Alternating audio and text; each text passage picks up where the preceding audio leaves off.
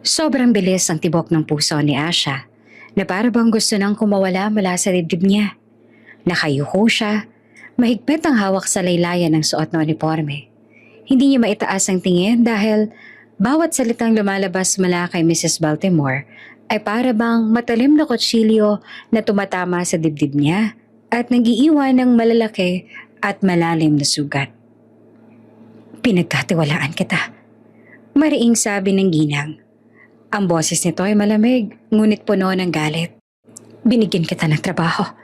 Tinuring na parang pamilya. Tapos ganitong isusukli mo sa akin. Hindi gumalaw si Asha sa kinatatayuan niya. Hindi siya makapagsalita.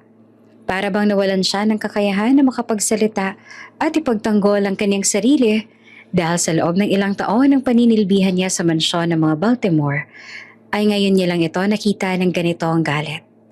Noon kasi ay pamilya na ang turing nito sa kanya. Pero dahil sa isang kasalanan na hindi niya naman ginawa, ay tila ba magbabago ang lahat. Bago ka pa lang sa channel neto, ibang kwento ni Ate Jane, istorya mo, ikwento ko. Huwag kalimutang pindutin ang notification bell at subscribe button.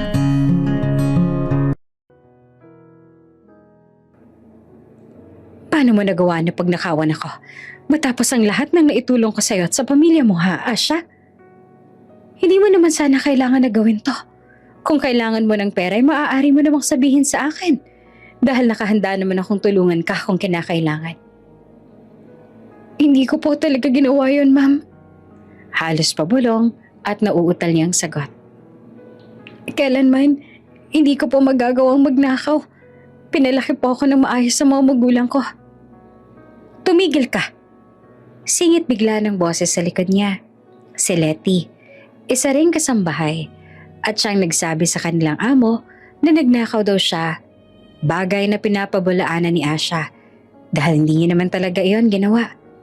Nakakunot ang noo ni Letty, nakahalukip-kip at halos hindi maitago ang ngising tagumpay sa labi. Puro ka kasinungalingan, Asha. Bakit hindi mo nalang ba aminin ang totoo na nagnakaw ka? Wala ka naman ng kawala dahil huling-huli ka na. Sabi nito, sabay tingin sa kanilang mga amo. Ma'am, nakita ko talaga. Siyang huling pumasok sa kwarto ninyo. At siya lang naman ang may pagkakataon. Wala na pong iba.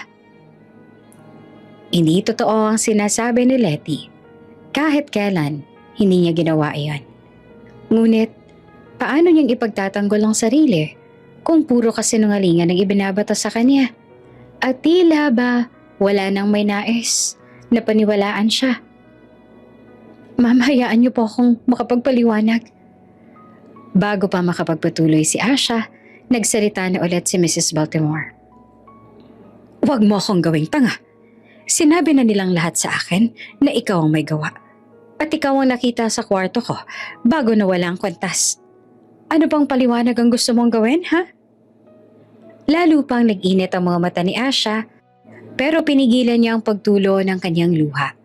Hindi siya iiyak sa harap ng taong pinagsisilbihan niya ng buong puso. At sa harap ng taong nagbibintang sa kanya, kahit wala naman talaga siyang maling nagawa. Ma'am, hindi po talaga ako pumasok sa kwarto ninyo. Wala po akong kinuha. Wala pa akong ninanakaw kahit kailan. Christina. Nagbukas ang malaking pintuan at pumasok si Mr. Baltimore, ang asawa ng among babae. Kanina pa itong nasa mansyon. Ayaw lang makisali sa gulo at hinayaan ng asawa na lamang ang umayos, ngunit tila hindi na rin ito nakatiis kung kaya'y lumapit na rin sa kanila. Tumigil naman ang mga sigawan nang marinig ang boses ni Mr. Baltimore. Mabuti naman at nandito ka na, Antonio. Dahil gusto ko nang paalisin ang magnanakaw na to dito sa mansyon. Hindi natin siya maaaring paalisin kung wala tayong sapat na ebidensya. Wika ng senyor. Nawawalang kwentas ko. Hindi naman ito basta-basta mawawala. Hindi pa ba sapat ang testimonya ng mga nakakita bilang patunay na ninakaw niya ang mahalagang kwentas ko? Oo nga't may paratang sa kanya. Pero hindi ibig sabihin nun na siya agad ang may kasalanan. Sagot ng senyor. Hindi tayo pwedeng magparusa dahil lang sa hinala. Nag-iba ang mukha ni Mrs. Baltimore. Dumilim. Antonio, kailangan mo panagot ang taong may sala. Kailangan mo parusahan ang nagnakaw sa kwentas ko. Alam ko, madiin na sagot ng senyor. Pero wala ka pang sapat na patunay na si Asha ngang nagnakaw para parusahan agad siya. Kailangan natin ng katotohanan, hindi lang ng emosyon. Hindi na mga sabi-sabing siya ngang may gawa, pero wala namang maipakita sa atin na sapat na ebidensya. Nag-umpisa nang magtalo ang mag-asawa. Nakayuko lamang si Asha. Si Letty nakayuko lang din sa likod. Nakangisip, waring enjoy na enjoy sa kaguluhan. Habang umiinit ang tensyon sa pagitan ng mag-asawang Baltimore, biglang tumahimik ang paligid ng may dumaan at sandaling tumingin sa kanila. Si Vicarious Knight Baltimore, ang panganay na anak ng mag-asawa. Hindi ito gaya ng ibang miyembro ng pamilya na may mabait na aura. Dahil si Knight ay mas seryoso, mas intimidating ang dating. Kaya nga sa lahat ng amo nila, ito ang pinakakatakutan ng lahat. Nakasuot pa rin ang binata ng puting uniform. Isa kasi itong kapitan sa malalaking cruise na pag-aari rin naman ng pamilya Baltimore.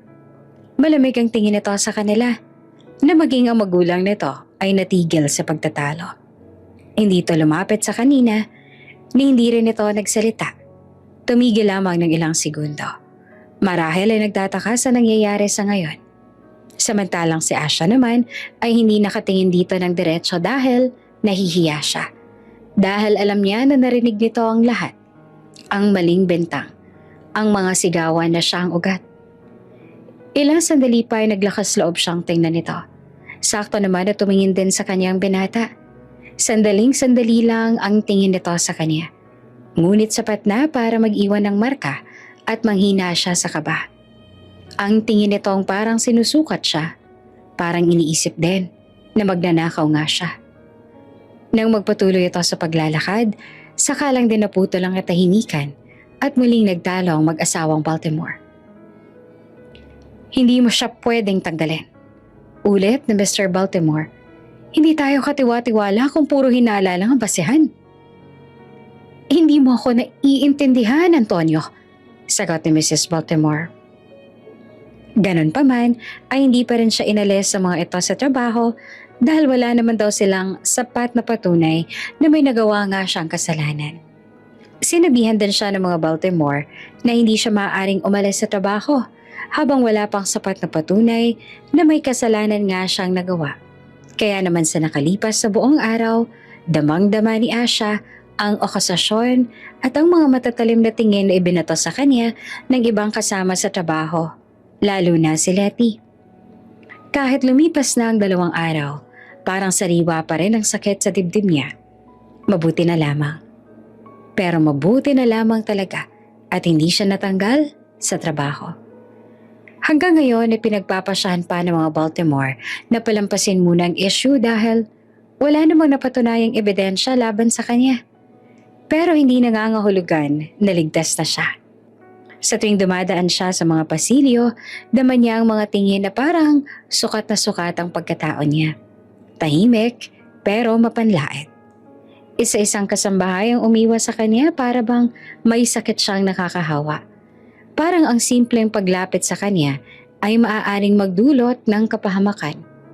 Isa lang ang hindi dumastansya sa kanya at iyon ay ang matandang kasambahay na si Manang Mabel.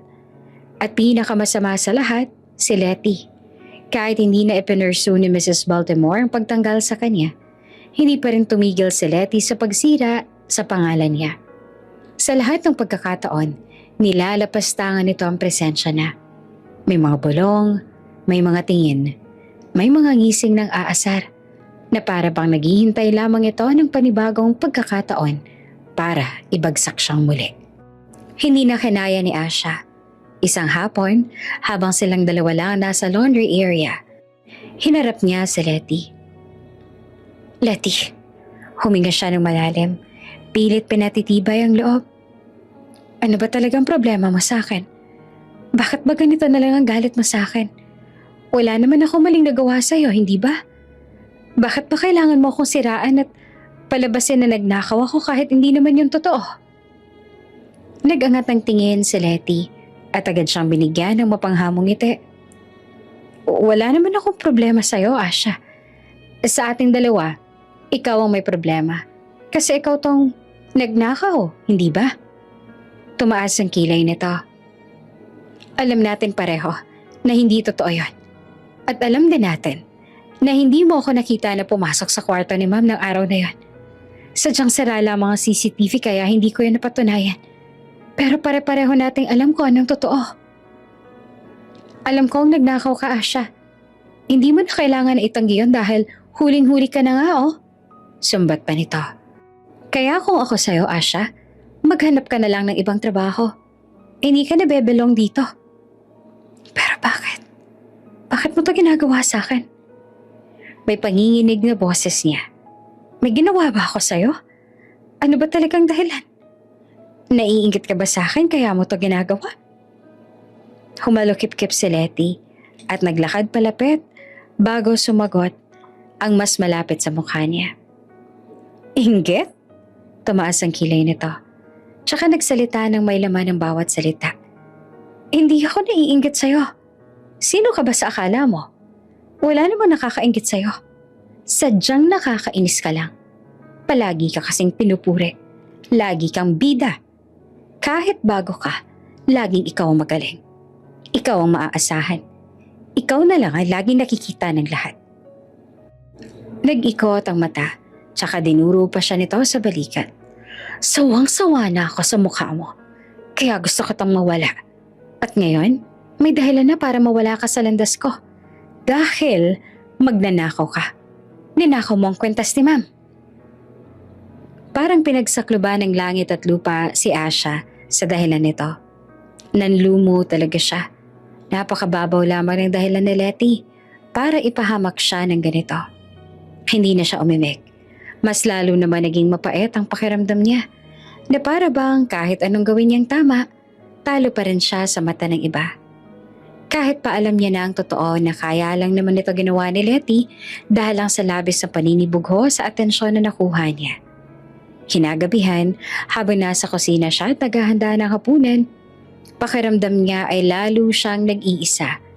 Kasi iwas na iwas ang lahat at walang may nais na tulungan siya.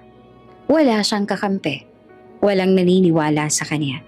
At lahat ay lumalayong parang siyang salarin sa isang krimeng hindi niya nagawa. Nagsimula siya sa paggawa ng salad habang nanginginig ang kamay niya. Wala kasi siyang maayos na tulog kaya nangihina na rin ang katawan niya ngayon. Naririnig niya ang mga bulong sa kabilang sulok. Mga kasamahan sa trabaho na sumasama ang tingin pag napapadaan siya. Makalipas ang ilang sandali, natigil ang bulungan ng mga ito nang pumasok sa kusina si Knight Baltimore. Lahat ay nag-iwas ng tingin. Ang iba ay napayuko at nagkunwari na abala sa kanilang ginagawa. Ganon din naman ang ginawa ni Asha. Sa katunayan ay lalo pa siyang kinakabahan sa presensya ng binata. Natatakot siya na baka pagalitan din siya nito o mapagsabihan ng kung ano-ano. Pero ang binata, naupo lamang. Dama ni Asha na may mga mata na nakatutok sa kanya. Hindi iyon bastang mapang-usig na tingin ng mga katrabaho niya. Ngunit, mas intense na uri ng tingin. Mas nakakapanghina. Mariin siyang lumunok bago lakas loob na lumingon sa direksyon ng among binata na tila sandali niya nakalimutan. Ang huminga nang magtagpo ang kanilang mga mata. Hindi niya mabasa ang ekspresyon ni Knight habang nakatingin ito sa kanya. Hindi galit, pero hindi rin uri ng tingin na nagsasabi na hindi ito galit sa kanya. Mabilis na iniwas ni Asha ang tingin niya dahil pakiramdam niya ay hindi na siya makahinga.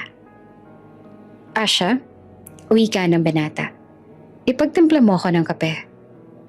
Parang may kumalabog sa dibdib niya sa sandaling binanggit nito ang pangalan niya. Inakala niya talagang pagagalitan na siya nito.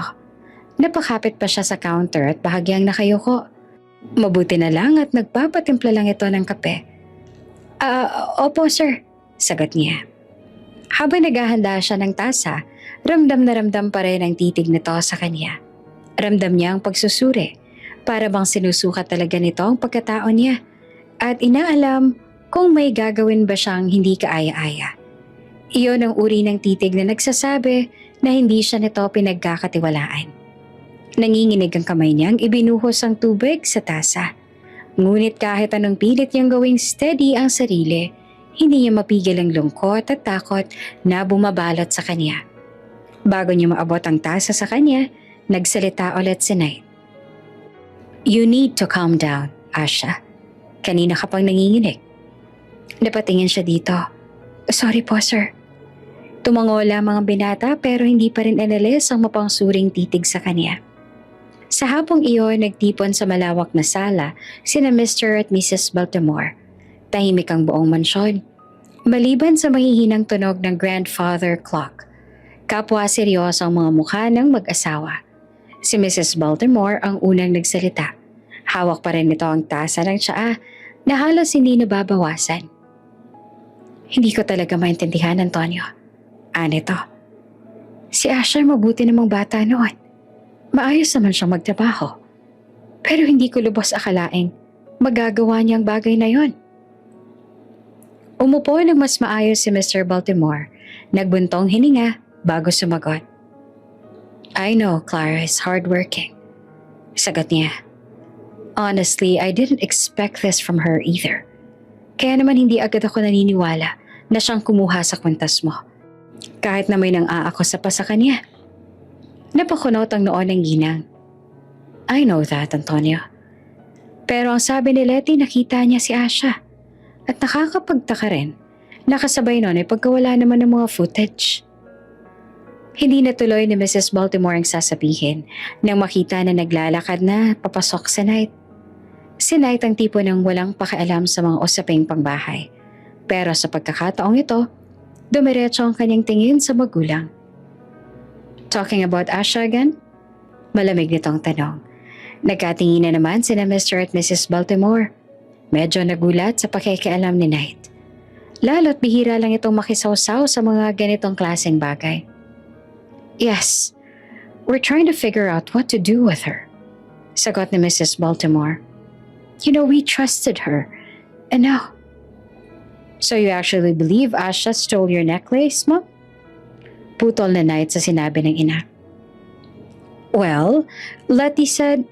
Knight's expression hardened, disbelief painting his face.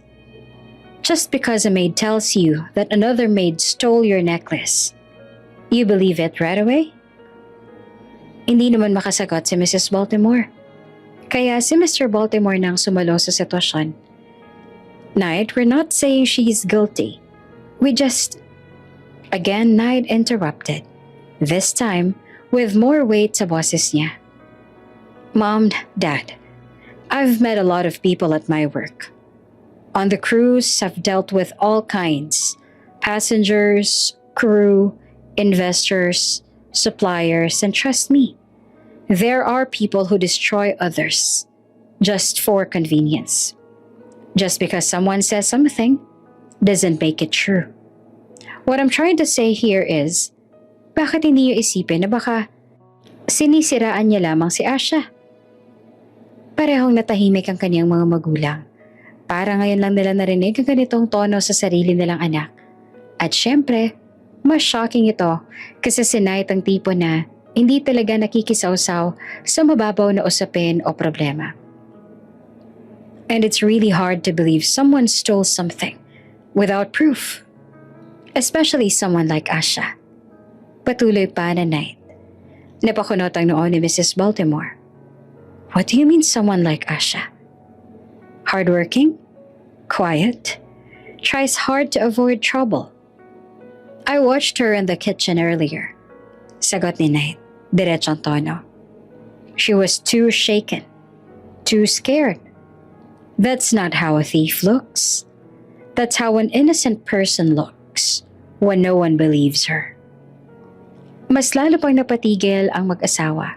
Sa unang pagkakataon, may ibang perspektibong ipinakita sa kanilang anak at hindi ang casual, calm demeanor nito. "If you want to find out the truth," dagdag pa ni Knight, "you should start questioning the credibility of the person who pointed fingers first." Buong akala ni Asha ay tanging si Manang Mabel na lang ang kakapin niya sa mansyon. Hindi niya alam na may iba pang naniniwala sa kanya.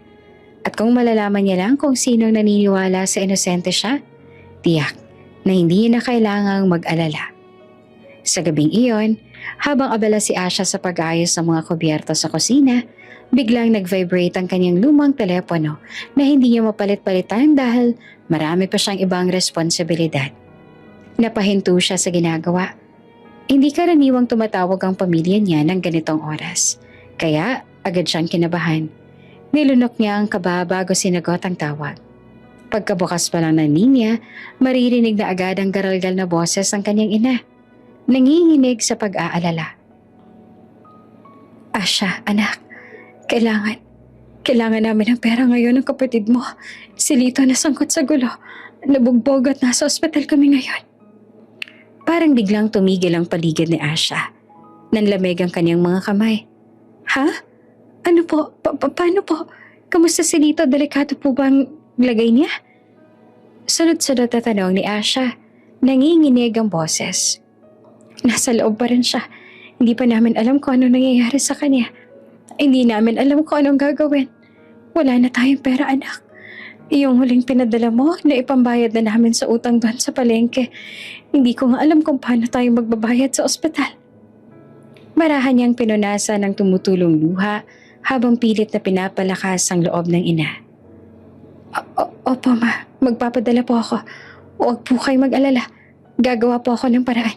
Pangako ko po, bukas na bukas may maipapadala na po ako ma. Maraming salamat anak ha. Pasensya ka na talaga. Huwag niyo po akong isipin. Ang mahalaga po ay maayos po ang lagay ni Lito. Pagkababa ng tawag, parang may mabigat na batong tumama at dumagan sa dibdib niya kahit hirap siyang makahinga. Buong magdamag hindi mawala sa isip niya ang nangyari. At ang sumapit ang umaga ay tila ba wala pa rin siya sa kanyang sarili. Malalim pa rin ang kanyang iniisip. Habang naghuhugas ng pinggan, habang naglilinis ng sala, habang nag-aayos ng laundry, ang mukha ng munting kapatid niyang duguan at nakaratay sa ospitalang paulit-ulit na sumusulpot sa isip niya. Paano siya makakapagpadala agad ng pera kung wala man lang siyang natirang kahit 100? Sumapit ang hapon at mabigat pa rin ang dibdib ni Asha. Habang pinapasok niya ang kwarto ni Knight para maglinis, halos hindi siya makahinga sa bigat ng problema. Tahimik na natutulog ang binata sa kama. Malalim ang hinga at mukhang kakauwi lamang mula sa kung saan. Dahan-dahan ang kanyang mga hakbang nang sa ganoon ay hindi ito magising. Inilalapag niya ng marahan ng mop at basahan para siguradong hindi ito maistorbo. Habang pinupunasan niya ang bedside table, napatingin siya sa isang bagay na halos ikapigil ng tibok ng puso niya.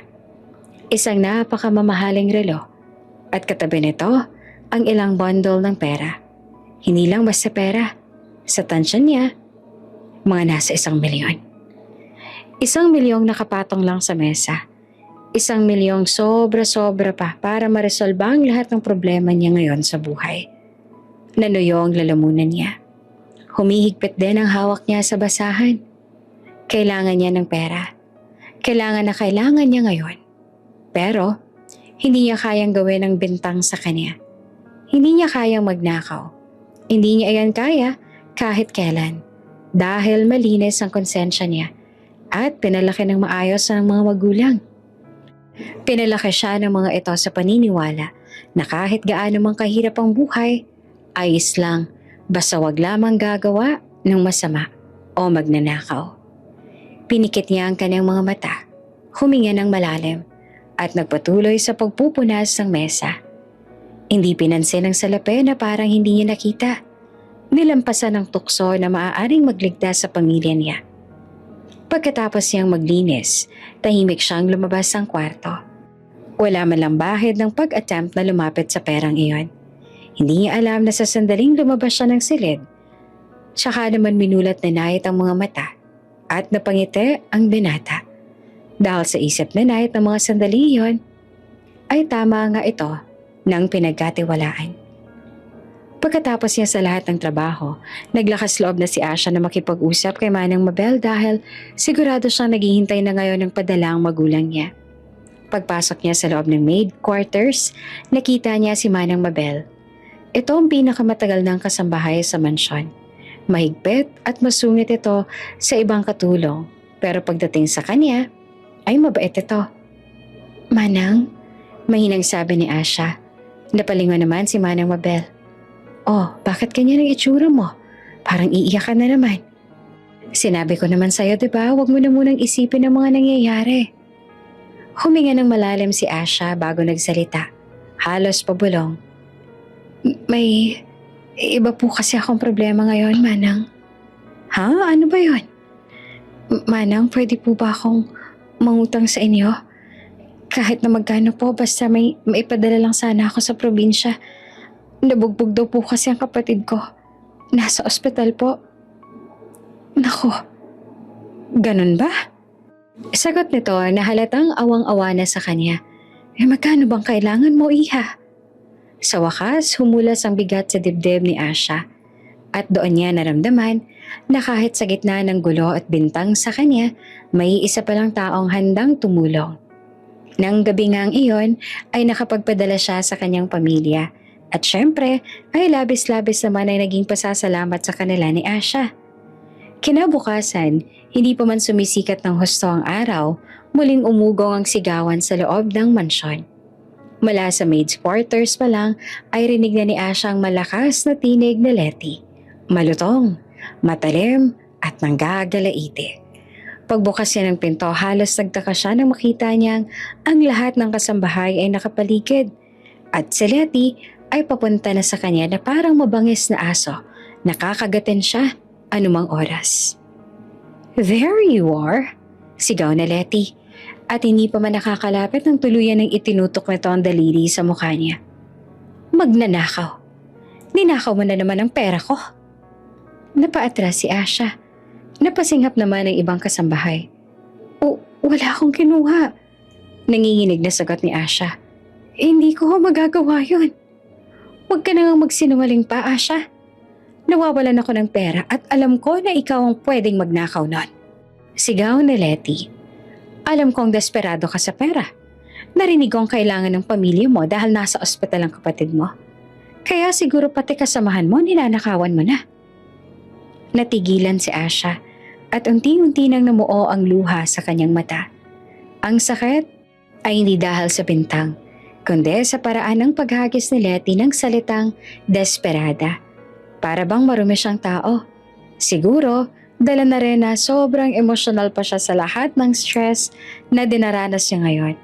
Kaya hindi niya na rin napigilan ang kanyang mga luha. Hindi totoo yan. Sagot niya sa nanginginig na boses. Oo, at kailangan ng pera ng pamilya ko. Pero hindi ako magnanakaw. Nangutang po ako kay Manang Mabel. Hindi ko po ninakaw ang pera mo. Iniisip mo talagang paniniwalaan kita? Sabi ni Letty. Ang daling para sa'yo magdrama, no? Asha, nagpapaawa ka na naman dahil nahuli ka. Umikot ang tingin ng mga kasambahay. May ilan na naniniwala kay Letty. May ilan din na hindi na makatingin kay Asha dahil nahihiya. Pero isa lang ang sigurado. Wala ni isa ang pumoprotekta sa kanya. Narinig naman ng mag-asawang Baltimore ang kaguluhan na iyon, kaya agad siyang pinatawag at tinalama ang nangyari. At syempre, sinabi sa kanila ni Letty na ninakaw niya raw ang pera niya. Pinagtanggol naman ni Asha ang sarili, pero dahil nga sa may nakaraan pa siyang issue sa mga ito, tila walang naniniwala sa mga sinabi niya. Hanggang sa biglang bumukas ang pintuan. Hanggang sa dumating si Knight na magkasalubong ang kilay at halatang hindi natutuwa sa kaguluhan na naman sa mansyon. Akala ni Asha ay magagalit din ito kaya naman nagulat siya nang lumapit ito sa kanya ng diretsyo at matalim ang tingin ng ibinato nito kay Letty na halatang natigilan at nasindak. Stop this woman! Nag-freeze si Letty. Ang buong mansyon ay napuno ng katahimikan. Tumingin si Knight sa mga magulang, pagkatapos ay kay Letty at ang huli ay kay Asha. Asha didn't steal anything. Mariin ito ang sabi. Knight, singhal ni Mrs. Baltimore. Don't get involved. No, Mom. His eyes hardened. You're accusing her without proof. Again. Let me tell you something. Patuloy na Knight habang nakatingin kay Letty. I know she needs money. I heard her talking on the phone last night. Alam kong nasa ospital ang kapatid niya. Alam kong wala siyang pera. Napalunok si Asha. But despite the fact, dahan-dahang dagdag ni Knight, na nakita niyang nakalatag ang pera ko sa mesa, walang nakabantay, tulog ako sa kama. Tumingin ito kay Asha. She didn't steal it. She didn't even touch it. Even though she needed it more than anyone here. Muling nagsalita si Letty, nauutal. Pero sir, hindi naman po ibig sabihin nun na hindi niyo na ninakaw ang pera ko. Sa lahat po nang nandito, si Asha lang naman ang may kakayanan na gawin yon. Tsaka, paano po siya nakapagpadala ng pera sa pamilya niya kung wala nga po siyang pera? Sumingit naman si Manang Mabel. Ako nagpahiram kay Asha. Totoong nanghiram siya sa akin kagabi. Ibinigay ko kasi nangatog na yung boses niya sa pag-aalala sa pamilya niya. At kung tutuusin si Asha, kahit kailan hindi magnanakaw yan. Takot sa Diyos si Asha. At ni piso hindi niya kayang kunin, lalo na pag hindi niya naman pagmamay-ari. Alam ko na walang katuturan ng lahat ng paratang sa kanya. Natulala si Letty. Hindi na nakaisip ng maidadahilan. Letty, malamig na sabi ni Knight.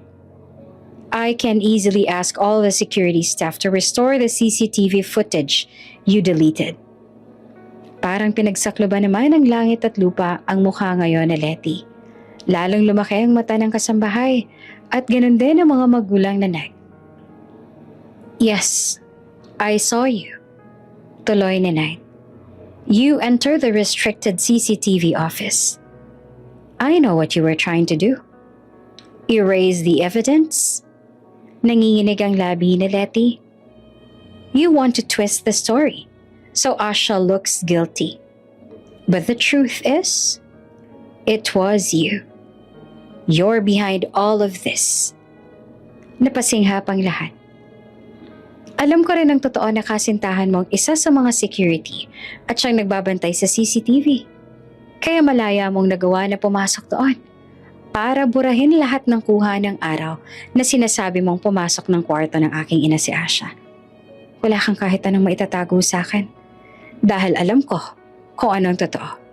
So stop this while I'm still being nice to you. Labis ang galit ng mag-asawang Baltimore nang tuluyang mabunyag ang katotohanan. Ilang araw silang hindi mapalagay dahil sa sunod-sunod na gulong kinasangkutan ng kanilang mga kasambahay. At ang sentro ng lahat ay si Asha. Ngunit ngayong nasa harapan nila ang mga katotohanang hindi nila inaasahan. Naramdaman nila na para silang sinabuyan ng malamig na tubig. Nakatayo lang si Asha sa isang gilid. Tahimik na nakayuko. Samantalang sina Mr. at Mrs. Baltimore naman ay kapwa seryoso ang mga mukha. Si Knight naman ay nakasanda lamang sa isang upuan. Tahimik pero halatang nag-aabang sa magiging pasya ng magulang. At sa mga mata nito makikita kung hindi man nito magustuhan ang pasya ng magulang, ay tsak na makikialam ulit ito. At ito ang magpapasya na naaayon sa gusto nito. Sa gitna ng tensyon, isang kasambahay ang nanginginig habang nakatayo sa harap nila. Si Liza, isa sa mga pinakamatagal ng maid ng pamilya. Ngunit madalas ay tahimik at walang imik. At ngayong kailangan nitong magsalita, halatang halata ang kaba sa mukha nito. Sir, ma'am, nanginginig ang boses ni Liza habang nakayoko. Gusto ko lang po sabihin ang totoo. Ayoko na pong manahimik. Nagkatinginan ng mga Baltimore. What truth are you talking about? Tanong ni Mr. Baltimore. Huminga ng malalim si Liza bago nagpatuloy. Hindi po totoo na si Asha ang nagnakaw ng kwintas ninyo, ma'am. Tumaas ang tingin nito kay Mrs. Baltimore na halatang nabigla. Hindi niya po iyon magagawa. Hindi po siya magnanakaw dahil alam ko rin po kung gaano kabuting tao si Asha. Naniga si Letty na kanina pang namumutla nang tingnan nito si Liza na handa nang ibunyag ang katotohanan at lahat ng kasinungalingan nito. Si Mrs. Baltimore ay kumunot ang noo. Then who did it? Sabihin mo nga ng diretso, Liza. Nagsimulang manginig ang balikat ni Liza. Si Letty po. Nakita ko po siyang kumuha ng kwintas niyo tapos pinalabas lang po niya na si Asha ang gumawa para matanggal si Asha sa trabaho. Suminghap si Asha. Hindi siya makapaniwala na may magtatanggol sa kanya. Si Knight ay napangisi. Hindi dahil natutuwa, kundi dahil sa wakas, lumabas din ang katotohanan. Si Letty naman ay nanlambot at parang nawala ng lakas ang tuhod. Hindi totoo yan. Ngunit ibinunyag ni Liza ang lahat. Ang kasamaan ni Letty at kung paanong natatakot lang si Liza na sabihin ang totoo kasi nga ay tinakot siya ni Letty dahil may utang siya dito. Pero ang totoo ay matindi ang galit at inggit nito kay Asha. What kind of behavior is this, Letty? Sigaw ni Mr. Baltimore. You framed an innocent girl? You almost destroyed her life. Napagulgol si Letty at tuluyang lumuhod sa sahig. Lumuluhang parang bata. Sir, Ma'am, I'm so sorry. Hindi ko po sinasadya. Nadala lang po ako. Naiinggit lang po talaga ako kay Asha dahil ang galing-galing niya po sa trabaho. Lagi niyo po siyang pinupuri. Hindi gumalaw si Asha. Tahimik lang siyang nakatingin sa sahig. Ayaw tingnan ng kahit sino. Si Mrs. Baltimore naman ay umiling ng dahan-dahan, puno ng pagkadismaya. You don't owe us an apology, Letty. Tumingin siya sa gilid kung saan nakatayo si Asha. You owe it to her. You ruined her reputation. You destroyed her dignity. And you made us believe lies about her. She's the one you harmed. At nakay-Asha ang pasya kung patatawarin ka niya. O di kaya ipakulong matapos ang lahat ng ginawa mo. Dahan-dahang lumapit si Letty kay Asha. Luhaang nakaluhod sa harapan niya. Asha, please, patawarin mo ako. Hindi ko na uulitin ang ginawa ko. Alam kong napakabait mo at hindi mo deserve ang ginawa ko. Tumingin dito si Asha. Pagod, sugatan, pero walang galit sa mga mata. Letty, mahina niyang sabi. Hindi ko maintindihan kung bakit mo ito nagawa sa akin. Dahil naging mabait naman ako sa'yo. Inaamin ko na nasaktan ako sa ginawa mo. Sinira mo ang imahe ko sa lahat. Pero pinapatawad kita. Dahil wala namang magagawa pang galit ko sa'yo ngayon na nangyari na ang lahat. Napatingin sa kanya ang lahat, pati na sina Mr. at Mrs. Baltimore. You're forgiving her? Tanong ni Mrs. Baltimore. Halatang nagulat. Tumango naman si Asha. Opo. Sa tingin ko naman po ay lahat ng tao deserve ang second chance para magbago at itama ang kanilang mga pagkakamali. At alam ko pong may pamilya siyang umaasa sa kanya. Ayoko pong may makulong dahil sa akin. Hindi ko rin gugustuhin na masira ang buhay niya. Napangiti ang mag-asawang Baltimore at inaamin na napahanga sa kabaitan ng dalaga. Si Knight naman sa kabilang banda ay tumingin kay Asha na may kakaibang ekspresyon. Parang higit pa sa paghangang pinapakita nito. Parang ngayon lang nito ang tunay na nakita kung gaano ang kabuti ang puso ng dalaga. Mr. Baltimore cleared his throat. Asha, what do you think should be Letty's punishment? We can terminate her, or we can send her to jail for framing you up. Nanginig si Letty at agad na napahikbi. Kita sa mga mata nito ang takot. Takot na mawala ng trabaho. Takot na mawala ng kabuhayan ng pamilya nitong umaasa sa kanya. Tumingin si Asha kay Letty, tapos sa mag-asawang amo. Sir, Ma'am, sa tingin ko po, tanggalin na lang po siya sa trabaho. Mas tama po yun kaysa ikulong. Alam ko po may mga umaasa pa sa kanya. At naniniwala rin po ako na hindi niya nauulitin to matapos ang lahat ng nangyari ngayon. Tahimik ang buong silid. Wala ni isang kumibo. Hanggang sa napangiti si Mrs. Baltimore at tumango ng mabagal. You have such a good heart, Asha. Your parents raised you well.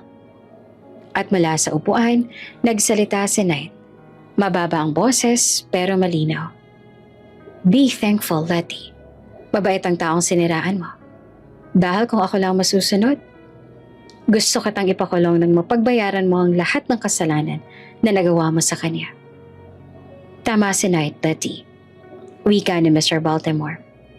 Magpasalamat ka kay Asha na ito lang ang parusa na gusto niya para sa'yo. Si Letty naman ay humagulgol ng pasasalamat habang dahan-dahang tumayo at tumingin siya kay Asha hindi bilang kaaway, kundi bilang taong labis niyang nasaktan. At ang mga mata nito ay punong-puno ng pagsisisi dahil sa uli ay hindi pa rin nagtagumpay ang masamang hangarin nito dahil ika nga nila, walang masamang nagtatagumpay. At mula nung araw na iyon, alam ng lahat sa mansyon. Hindi sila dapat namang husga ng basta-basta. At wala nang sino mang magtatangkang sirain ang pangalan ni Asha sapagkat napatunayan niya ng higit pa ang halaga niya kesa sa anumang paratang. Matapos ang nangyaring kaguluhan, ipinatawag si Asha sa opisina ng mag-asawang Baltimore. Bahagyang nag-aalangan siyang pumasok. Hindi sigurado kung anong sasabihin ng mga ito. Ngunit marahan siyang kumatok at pumasok ng sabihang, "Come in." Nasa loob sina Mr. at Mrs. Baltimore. Parehong seryoso ngunit may kakaibang lambing sa mga mata. Hindi tulad ng kahapon at nagdaang araw na puro galit at pagdududa ang naroon. "Sit down, Asha." Wika ni Mr. Baltimore. Umupo si Asha. Tuwid ang likod. Mahigpit ang hawak sa laylayan ng kanyang uniforme. Mrs. Baltimore spoke first. "Asha, we want to apologize." Nanlaki ang mga mata niya. Hindi inaasahan na maririnig iyon mula sa kanila. "We wrongfully judged you." Dagdag pa ni Mr. Baltimore. "And we didn't listen when you tried to explain. We let our emotions cloud our judgment." Huminga ng malalim si Mrs. Baltimore. "You trusted us, and yet we failed to give you the same trust." Marahang umiling si Asha. Hindi makatingin sa kanila ng diretsyo. "Hindi po, ayos lang po yan sa akin. Naiintindihan ko naman po kayo. Kung ako rin po nasa kalagayan ninyo, baka naniwala rin ako. Hindi ko naman po kayo masisisi." "But still," mariing sagot ni Mrs. Baltimore, "you didn't deserve any of that." Isang maliit ngunit taos-pusong ngiti ang lumabas sa labi ni Asha. "Thank you po sa paghingi ng tawad. Wala po akong galit sa inyo." At doon, tuluyan ang gumaan ang loob ng mag-asawa. Pagsapit ng hapon, napagdesisyon na ni Asha na kausapin naman si Knight. Maraming beses siya nang gustong pasalamatan ng binata kasunod ng ginawa nitong pagtindig para sa kanya. Ngunit ngayon lang siya naglakas loob. Makita niya ito nakaupo sa veranda, nakasandal sa upuang kahoy at nagbabasa ng dokumento. Dahan-dahan siyang lumapit habang may hawak na tasa ng mainit na kape. "Sir Knight?" Mahinahong tawag niya. Nag-angat naman ang tingin ng binata. Inilapag ni Asha ang tasa sa table. "Ito po ang kape niyo." Tumango naman ang binata. "Thank you." Ngunit hindi agad umalis si Asha. Nag-ipon muna siya ng lakas ng loob bago nagsalita. "Sir Knight, gusto ko po sanang magpasalamat sa ginawa niyo kanina. Kung hindi po dahil sa inyo, baka hanggang ngayon, iniisip pa rin nila na akong gumawa." Binaba ni Knight ang hawak na dokumento, tsaka tumingin sa kanya ng diretsyo. "You don't have to thank me. I simply told the truth. Ayoko lang talaga ng may inaapi. People shouldn't get away with hurting others." Tumango si Asha, ngunit tila may hindi pa ganoong nasasabi si Knight. At ilang segundo pa ay nagsalita itong muli. "But next time," seryoso nitong sabi, "I want you to fight." Napakarap si Asha. "Fight? Ano pong ibig niyang sabihin, sir?" Kinuha ni Knight ang tasa ng kape, ngunit hindi uminom. Tila kinakwento nito ang tamang salita na sasabihin. "I know a lot of people here mistreat you." Nito sabay tingin sa kanya. "And I hate seeing you just endure everything. I want you to fight back, Asha. Don't let them treat you like you're beneath them." "Pero," Knight leaned back. crossing his arms. Alam kong hindi ka sanay lumaban o ipagtanggol ang iyong sarili kahit pa nasasaktan ka na. But you have to learn. You can't always be too kind. Some people take advantage of people like you. Yung sobrang bait, sobrang mahinhin, sobrang tahimik. Napayuko si Asha.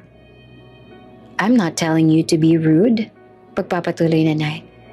I am telling you to defend yourself, to stand your ground. Kaya mong ipagtanggol ang sarili mo, Asha. Tumagal ang katahimikan kasi hindi niya alam kung anong isasagot niya. Tanging ihip ng hangin lang sa veranda ang maririnig. Do you understand? Tanong ni Knight.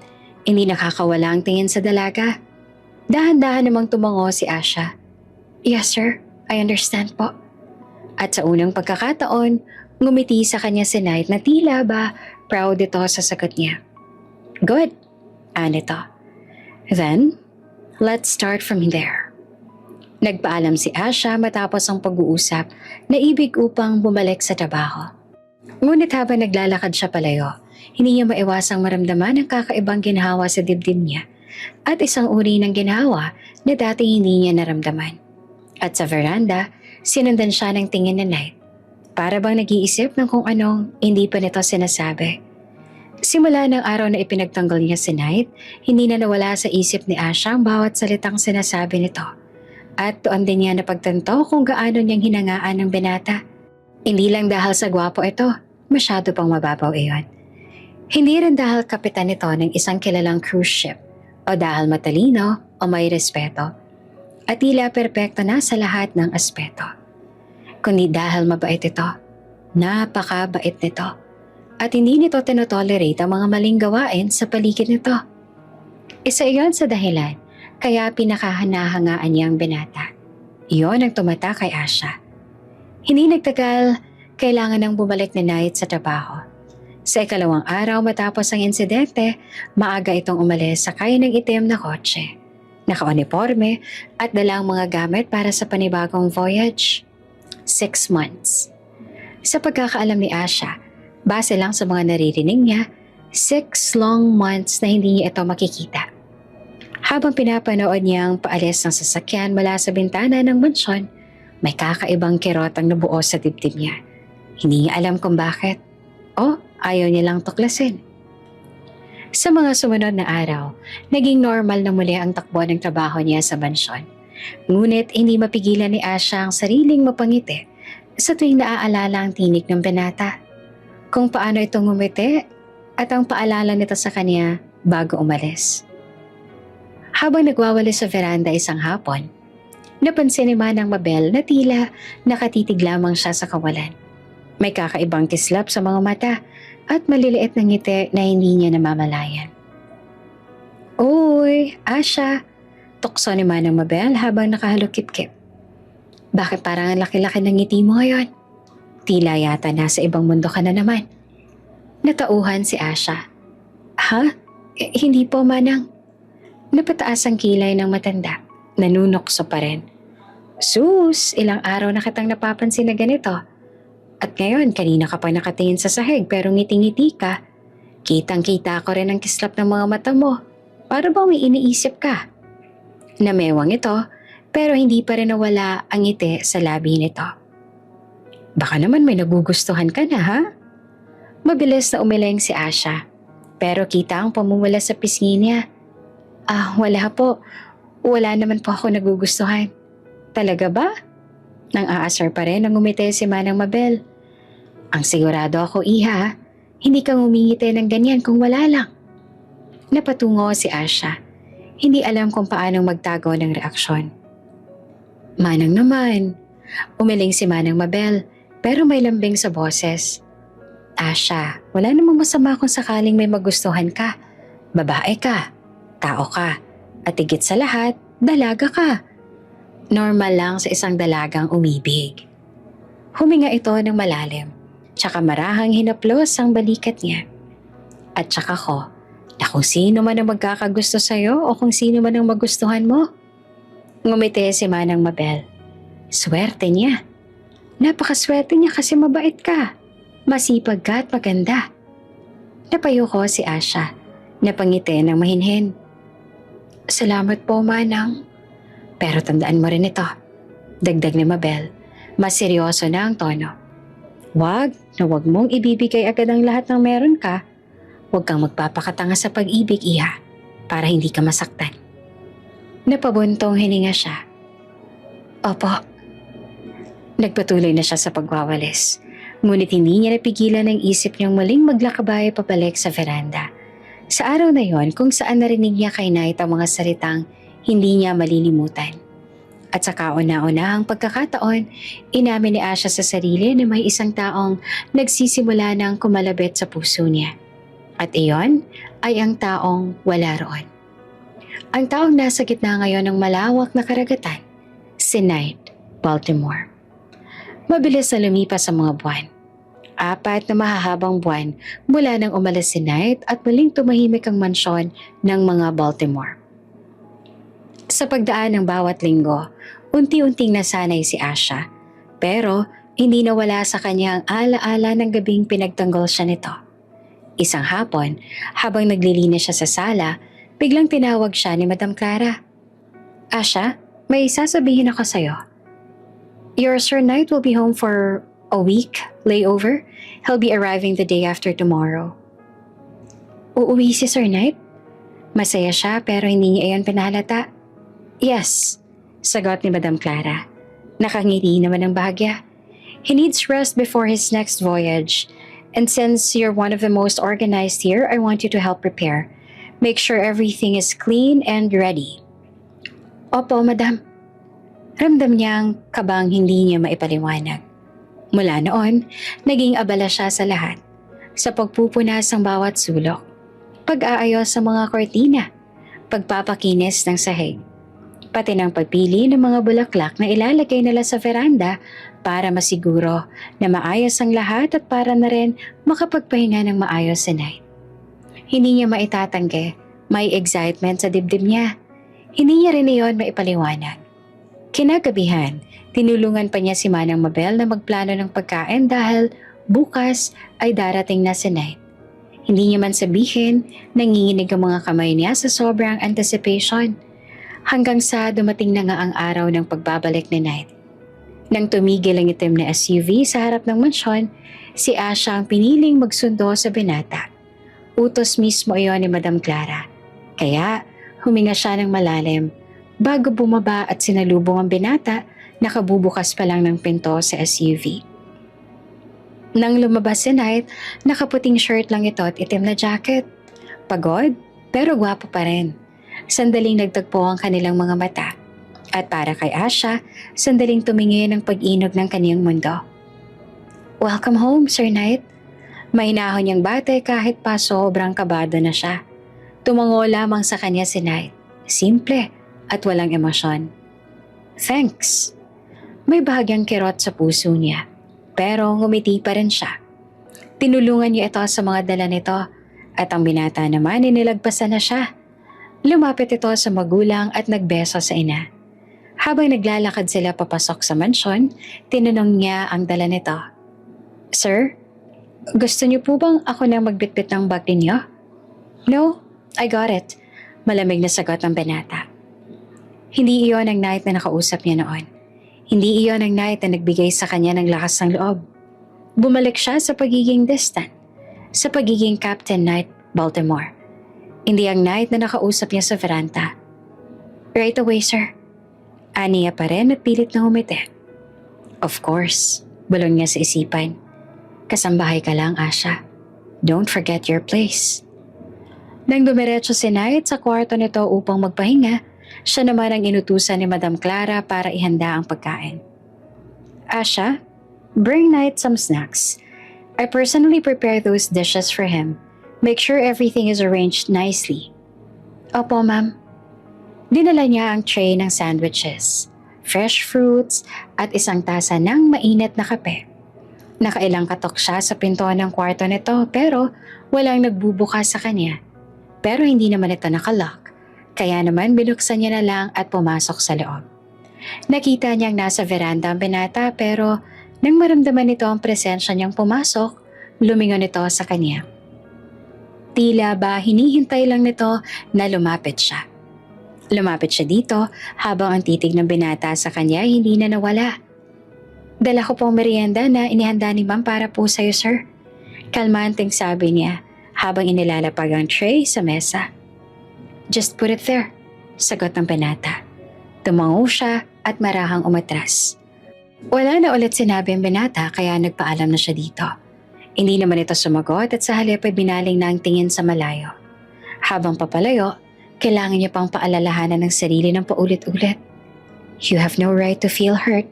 Hindi ka niya kaibigan. Hindi ka espesyal sa kanya. You're just a maid. He stood up for once. And maybe, he doesn't even remember you did anything meaningful. Huminga siya ng malalim. Pilit pinapakalma ang puso. Pinili niya na lang na huwag magpaka-apekto sa nararamdaman at itinuon ang sarili sa trabaho. Tahimik ang buong mansyon ng hapong iyon. At tila, mas naging makapalang katahimikan sa ikalawang palapag, kung saan naman naroon ang kwarto ni Knight Baltimore. Gaya ng nakagawian, dala ni Asha ang tray na pinapahanda sa kanya ni Madam Clara para sa anak nito. Nakailang katok siyang muli sa pinto ngunit walang nagbubukas nito. Ilang beses niya ring tinawag si Knight pero wala siyang sagot na natanggap. May kakaibang kutob siyang naramdaman. Mabuti na lang at hindi ulit nakalak ang pinto kaya nagpasya siya na buksan na ito at pumasok sa loob. Ngunit pagpasok niya pa lamang, agad siyang napatigil. Madilim ang loob ng kwarto at ang lamig ng air conditioning ay tila nakadagdag sa biglaang kilabot na gumapang sa kanya. Binuksan niya ang ilaw at nanlaki ang kanyang mga mata. Lumapit agad siya sa king-sized bed. There lay Knight. Kahit malamig ang aircon ay pawisan nito. Pilit dumidikit ang buhok sa noo at namumutla ang mukha nito. Sir, mahina at nag-aalala niyang tawag, ngunit walang tugon. Lumapit pa siya ng dahan-dahan. Pagkabot niya sa gilid ng kama, inilapag niya muna ang dalang tray sa lamesa. Marahan niyang iniunat ang kamay at idinampi ang likod ng kanyang palad sa noo ng binata. Nanlaki ang kanyang mga mata. Ang init. Hindi niya mapigilan ang pagkabog ng dibdib dahil sa labis sa pag-aalala. Si Knight na palaging composed at laging matikas, ngayon ay tila lantang gulay sa sariling kama. Sir, sobrang taas po ng lagnat mo. Bulong niya na puno ng pag-aalala. Sandali lang po ha, tatawagan ko po ang family doctor ninyo. Mabilis itong tumalikod upang tumakbo palabas. Pero bago pa siya makalayo, isang mainit na nangihinang kamay ang pumulupot sa pulso niya. Asha, humingal ang tinig ni Knight na halos paos. Don't. Napatigil siya. Napalingon at nakita ang pagmulat ng binata. Pero sir, kailangan niyo pong makapatingin na ng doktor dahil sobrang taas po talaga ng lagnat ninyo. No. Umiling si Knight. Mahina, ngunit matigas. Don't call anyone. Pero, Asha, tiningnan siya nito. I don't want my parents to know. They'll worry. And if they worry, they might not let me go back to the cruise. I worked too hard for that. So please, keep this between us. Hindi naman makaimik si Asha. May parte sa kanya na nakatatakot. May parte na nag-aalinlangan. Ngunit higit sa lahat, may parte na hindi kayang hindi sundin ang sinasabi ng binata. Tumango na lang siya. Okay, pero kailangan po kitang painumin ng gamot para bumaba ang lagnat mo. Binitawan ni Knight ang kanyang kamay na tila nakampante. Agad naman siyang bumaba sa kusina at nagdala ng gamot at isang baso ng tubig. Pagbalik niya ay bahagyang nakasandal na si Knight sa headboard ng kama nito. Sir, inumin niyo po muna ito. Knight closed his eyes briefly and obeyed. Thank you. Pagkatapos niya itong painumin, kinuha niya ang basin ng maligamgam na tubig na inahanda niya at binasa ang face towel. Marahan niyang pinunasan ang leeg nito, ang noo, ang braso at ang likod. Habang pilit pinapantay ang hinga, hindi niya alam kung bakit nanginginig ang kanyang mga daliri. Siguro dahil sa takot at pag-aalala, dahil ngayon niya lang nakita ang binata na ganito ang lagay. You don't have to do all that. Mahina ngunit malinaw na sabi ni Knight. Nakatitig sa kanya kahit papikit-pikit pa. Pero, kailangan po ito para bumaba ang lagnat mo. At nang sa ganun na hindi po magduda si na ma'am. Knight's lips curved. Hindi napansin ni Asha ang ngiti sa labi nito dahil abalang-abala siya sa kanyang ginagawa. Matapos niyon, pinahiga niya ulit ang binata at sinabi na magpahinga na ito nang sa ganon ay gumaling na ito. Thank you, Asha. Narinig niya ang bulong ni Knight hanggang sa tuluyan ang mapapikit si Knight. At si Asha naman ay umupo sa gilid ng kama. Pinagmamasdan nito at nagbubuntong hininga ng may halong pag-aalala at pag-init ng dibdib na hindi niya maipaliwanag. Dahil mataas na ang lagnat ni Knight, hindi magawa ni Asha na iwan ito sa kwarto nito. Naisip niya na bantayan na lang muna ito hanggang bumaba na ang lagnat nito at hindi niya na lang namalayan na nakatulog na pa rin siya. Tahimik ang buong silid. Tanging mahina at pantay na paghinga ni Asha ang maririnig mula sa sofa, malapit sa kama. Hindi niya namalayan kung kailan siya bumigay sa antok at paulit-ulit na sinusuri ang temperatura na Knight. Pinapalitan ng basang tuwalya ang nasa noon nito at tiniyak na maayos ang lagay nito. Nang magising si Knight, bandang hating gabi, ang una nitong nakita ay ang malamlam na liwanag mula sa lampshade. Nagulat pa nga si Knight nang makita ang dalagang naroon pa rin at nakatulog na sa pagbabantay sa kanya. She's dead? Aniya sa sarili. Hindi niya inaasahan iyon. Hindi niya naman kasi inutusan ng dalaga na bantayan siya pero sadyang napakabait at maalalahanin nito. Kaya pinili pa rin ito na bantayan siya. Hindi niya naginising si Asha. Sa halip ay dahan-dahan siyang tumayo. Mas maayos na ang pakiramdam. Bagamat medyo nangihina pa rin, siya ka nagtungo sa banyo para mag-shower. Inaasahan na baka gumaan pa lalo ang pakiramdam niya pagkatapos. Paglabas niya, presko ng pakiramdam ng balat niya. Habang pinupunasan ng buhok gamit ang towel at lumabas ang kwarto upang kumuha ng tubig downstairs. Tahimik na sinara ang pinto upang hindi magising si Asha. Pagdating niya sa hallway, nasalubong niya si Manang Mabel. Halatang nagmamadali at may hinahanap. Oh, Sir Knight. Bati nito at bahagyang huminto nang makita siya. Manang, bakit gising pa po kayo? Inahanap ko po kasi si Asha, sir. Nakita niyo po ba siya?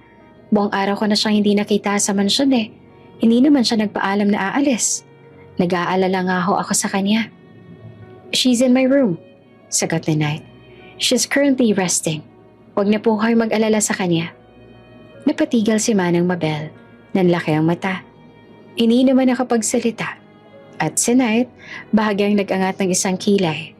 Waring hindi big deal sa kanyang sinabi. Just let her rest, dagdag pa niya. She's tired, magpahinga na rin po kayo, Manang. Tumango na lamang si Manang Mabel. Hindi pa rin makapaniwala. Opo, sir. Sige po. Bumaba na si Knight sa kusina. Kumuha ng malamig na tubig at umakyat muli.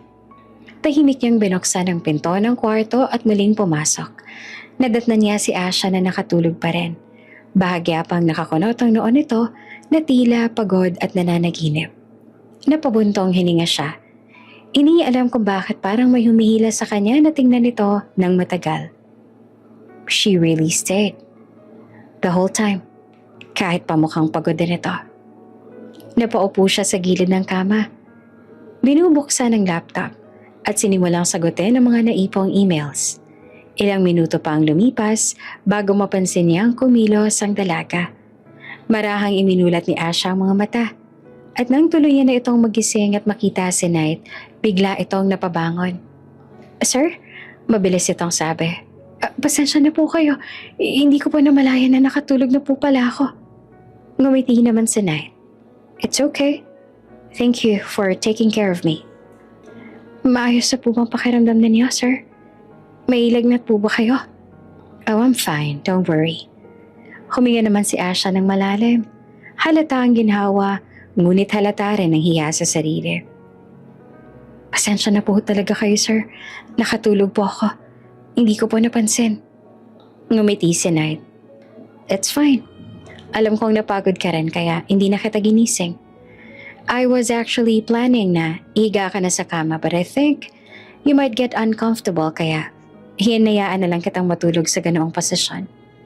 By the way, thank you for taking good care of me. You did more than enough. Napatungo naman si Asha. Nag-init ang mukha niya at hindi malaman kung saan ibabaling ang tingin pero ang tibok ng puso niya ay hindi na maitatanggi. At si Knight, tahimik lang itong nakatingin sa kanya. Parang nakikita ngayon ang dalaga sa ibang paraan kesa kahapon. Mabilis na lumipas ang mga araw. Halos hindi na namalayan ni Asha na ang 1-week layover ni Knight sa Pilipinas ay tapos na pala. Sa isang iglap, parang dumaan lang ang mga sandali. Mga sandaling puno ng paunti-unting paglapit. Kahit pa may distansyang, hindi naman dapat tawirin. Sa loob ng isang linggo, kahit papaano, nawala ang ilang bahagi ng lamig na inakala ni Asha ay laging naroon. Hindi man sila nagkaroon ng mahabang usapan o ng malalim na koneksyon, sapat na para sa kanya ang simpleng pagtango ni Knight. Ang occasional good morning o ang mabilis pero genuine itong mga ngiti sa kanya. Sapat na iyon para pasayahin siya. Pero alam niya pa rin ang niya, empleyado siya, amo si Knight, at hanggang doon lang iyon. Hindi siya nag-expect ng higit pa. Masaya na siyang napapansin siya nito. Masaya na siyang hindi na siya invisible sa paningin ng binata. Nang dumating ang araw ng pag-alas ni Knight pabalik sa cruise, abala si Asha sa pag-aasikaso sa mga last-minute na utos ni Madam Clara. Nang marinig niya ang tunog ng kotse na papalayo, may kirot siyang naramdaman. Hindi man matindi, pero ramdam na ramdam niya iyon. Hindi niya rin inaasahan na may mangyayari pagkatapos noon.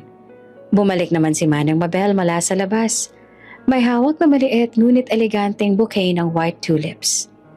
Asha, tawag ni Manang Mabel, may kakaibang ngiti. Para sa'yo raw to. Napakunot ang noon ni Asha. Po, para po sa akin? Ngumisi si Manang Mabel. Iniwan ni Sir Knight bago siya umalis. Para siyang binuhusan ng malamig at mainit na parehong oras. Kumabog ang dibdib niya ng malakas. Halos manlamig ang mga kamay habang marahang iniaabot ang bouquet. May maliit na card. Maayos ang handwriting. Binasa niya ang nakasulat sa loob. Thank you for taking care of me when I was sick. And thank you for keeping it a secret from my parents. I'll see you soon. Knight. Tila may sumabog na fireworks sa dibdib ni Asha. Nakangiti siya at hindi niya napigilan. Isang ngiting puno ng kilig at pasasalamat. Pero bago pa siya tuluyang lamunin ng saya, biglang tumabi sa kanya si Manang Mabel. Nakapamewang, nakataas ang kilay, at may mapanuring tingin. Kung ganon, tanong na to na may halong biro, chismis sa tono. Ano kayo ni Sir Knight? Ha, Asha? Ano ang real score ninyong dalawa? Nanlaki ang mga mata ng dalaga. Wala pong ganon, Manang. Sigurado ka ba? Dagdag pa nito. Bahagyang sumisingkit ang mata habang tinititigan ng bouquet. Tumango si Asha at namumulang pisngi. Opo, wala pong ganyan. Nagpapasalamat lang po siya. Wala po talagang ibig sabihin yan. Huminga ng malalim si Manang Mabel. May lambing sa boses, pero may bigat din. Asha, masaya ako nagkakamabutihan kayong dalawa. Mabait na bata yung si Sir Knight. Hindi ako tutol, pero gusto ko lang ipaalala sa'yo. Tumingin si Asha. Alam na ang susunod ngunit masakit pa rin marinig. Amo mo siya. Mahinahon ngunit diretsong sabi ni Manang Isabel. Kasambahay ka lang. Hindi maganda kung masyado kang aasa. Ayoko masaktan ka. Unti-unting naglaho ang ngiti sa labi ni Asha. Hindi dahil nalulungkot siya kay Knight, kundi dahil totoong mga salita ni Manang Mabel. At mas masakit ang totoo kesa sa anumang katang isip. Tumango siya, pilit ng umiti. Naiintindihan ko naman po, Manang. Tinapik ni Manang Mabel ang balikat niya. May halong awa at pag-aalala. Mabuti naman kung ganon. Basta, ingatan ang puso, ha, iha? Nang sa ganon ay hindi ka masaktan ng sobra. Sabay tiningnan nila ang bouquet at sa sandaling iyon, hindi na alam ni Asha kung dapat ba siyang matuwa o mas matakot. Lumipas ang ilang linggo at hindi talaga nawala ang ngiti sa mga labi ni Asha. Kahit gaano pa siyang kaabala sa paghuhugas ng plato, pag-aayos ng mesa, paglalaban ng mga bedsheets at pag-aalaga sa mansyon, palagi siyang may secret smile. Isang ngiti na nagsisimula sa puso at umaabot hanggang sa kanyang mga mata. Dahil iyon sa bulaklak na iniwan sa kanya ni Knight. Madalas siya iyong tingnan bago matulog. Iniingatan niyang hindi malanta agad. Para sa kanya, hindi lang iyon bouquet, kundi isang alaala ng kabaitan ng binata. Isang alaala na nagbibigay sa kanya ng inspirasyon araw-araw. Ngunit sa isang gabi, habang nag-aayos siya ng hapagkainan para sa mag-asawang Baltimore at sa dalawa pang kapatid ni Knight, nagbago ang lahat. Nakangiti pa siya nang ihain ng roasted chicken at wine sa harap ng pamilya. Tahimik at maingat bilang isang perpektong kasambahay. Pero na magsimula ang pag-uusap, para siyang unti-unting giniginaw kahit mainit ang paligid. So, bungad ni Mrs. Baltimore habang iniaabot ang wine glass. We really have to push with the arrangement. Knight is not getting any younger. Tumaas ang kilay ng bunsong anak na babae. Mom, you mean the marriage arrangement? I already talked to the D'Allegro family. Dagdag pa ni Mrs. Baltimore.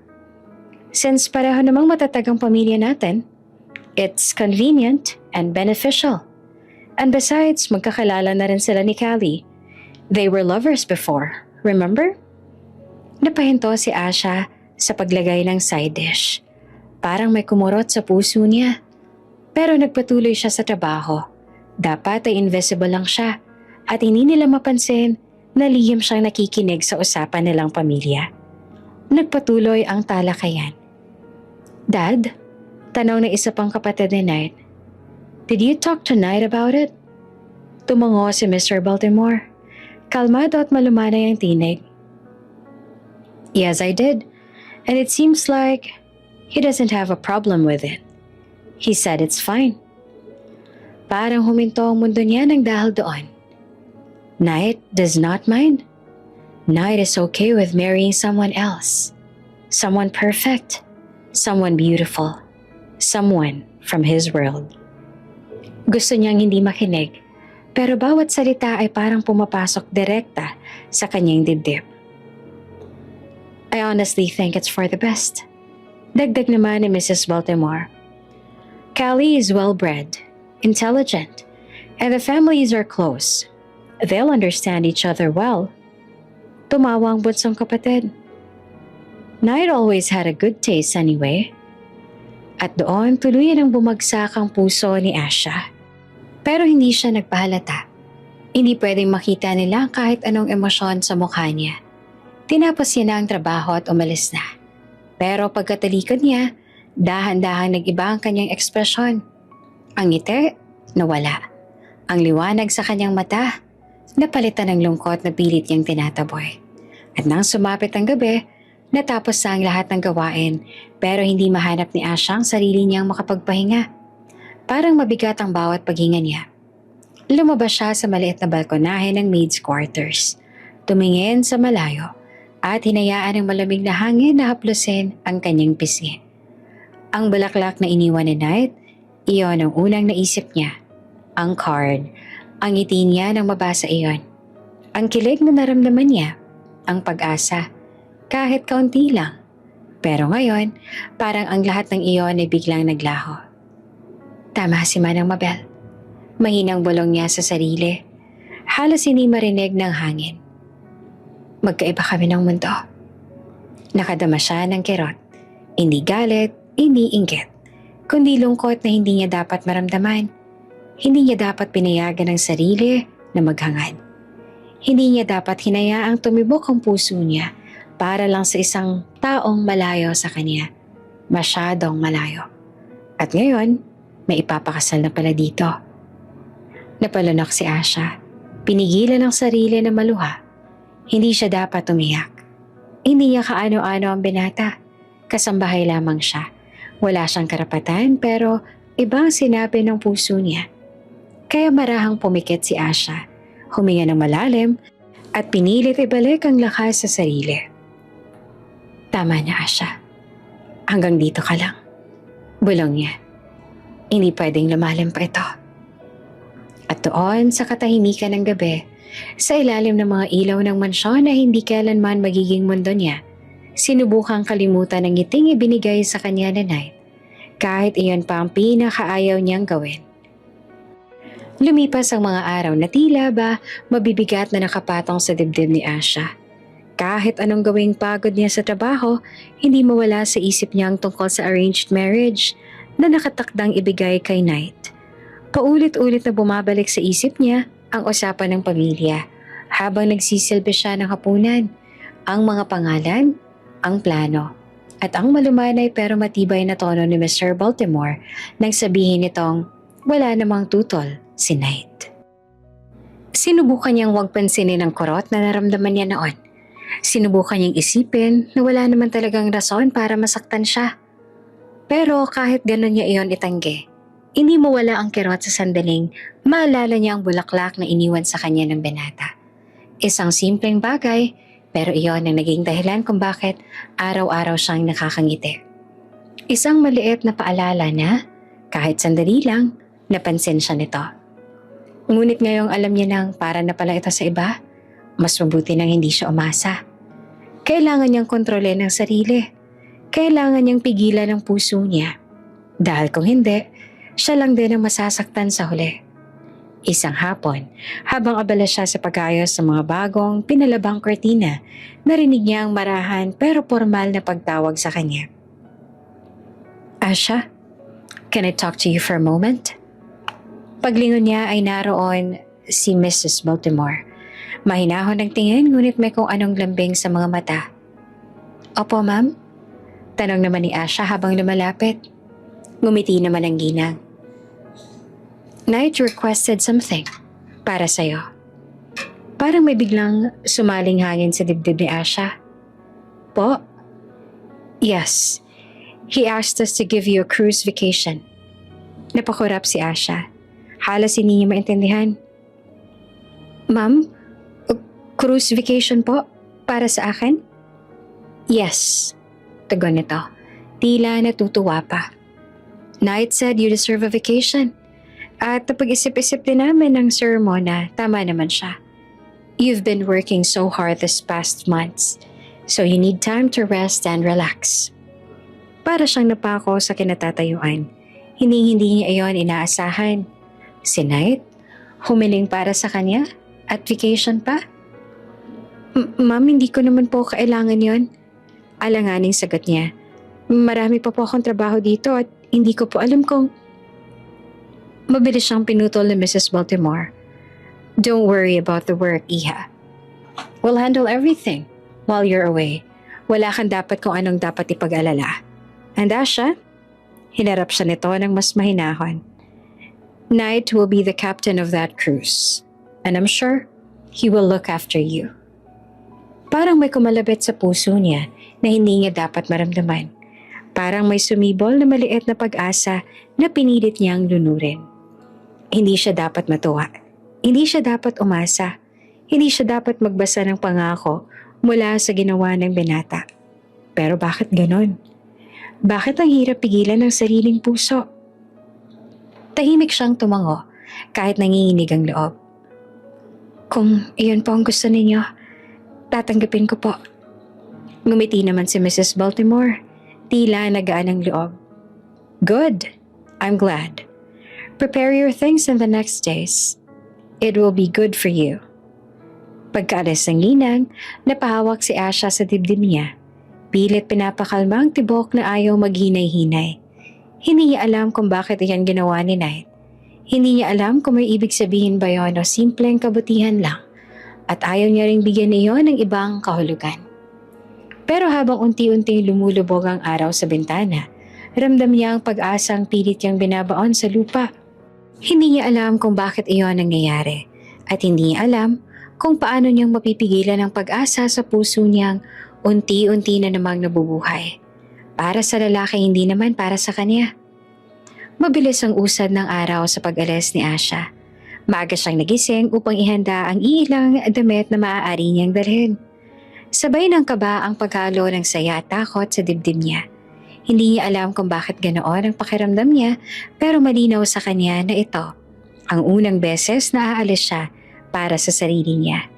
Nagpaalam din siya sa kanyang mga magulang at maging sila ay masaya rin para sa kanya kasi alam nila kung gaano siyang napagod sa pagtatrabaho.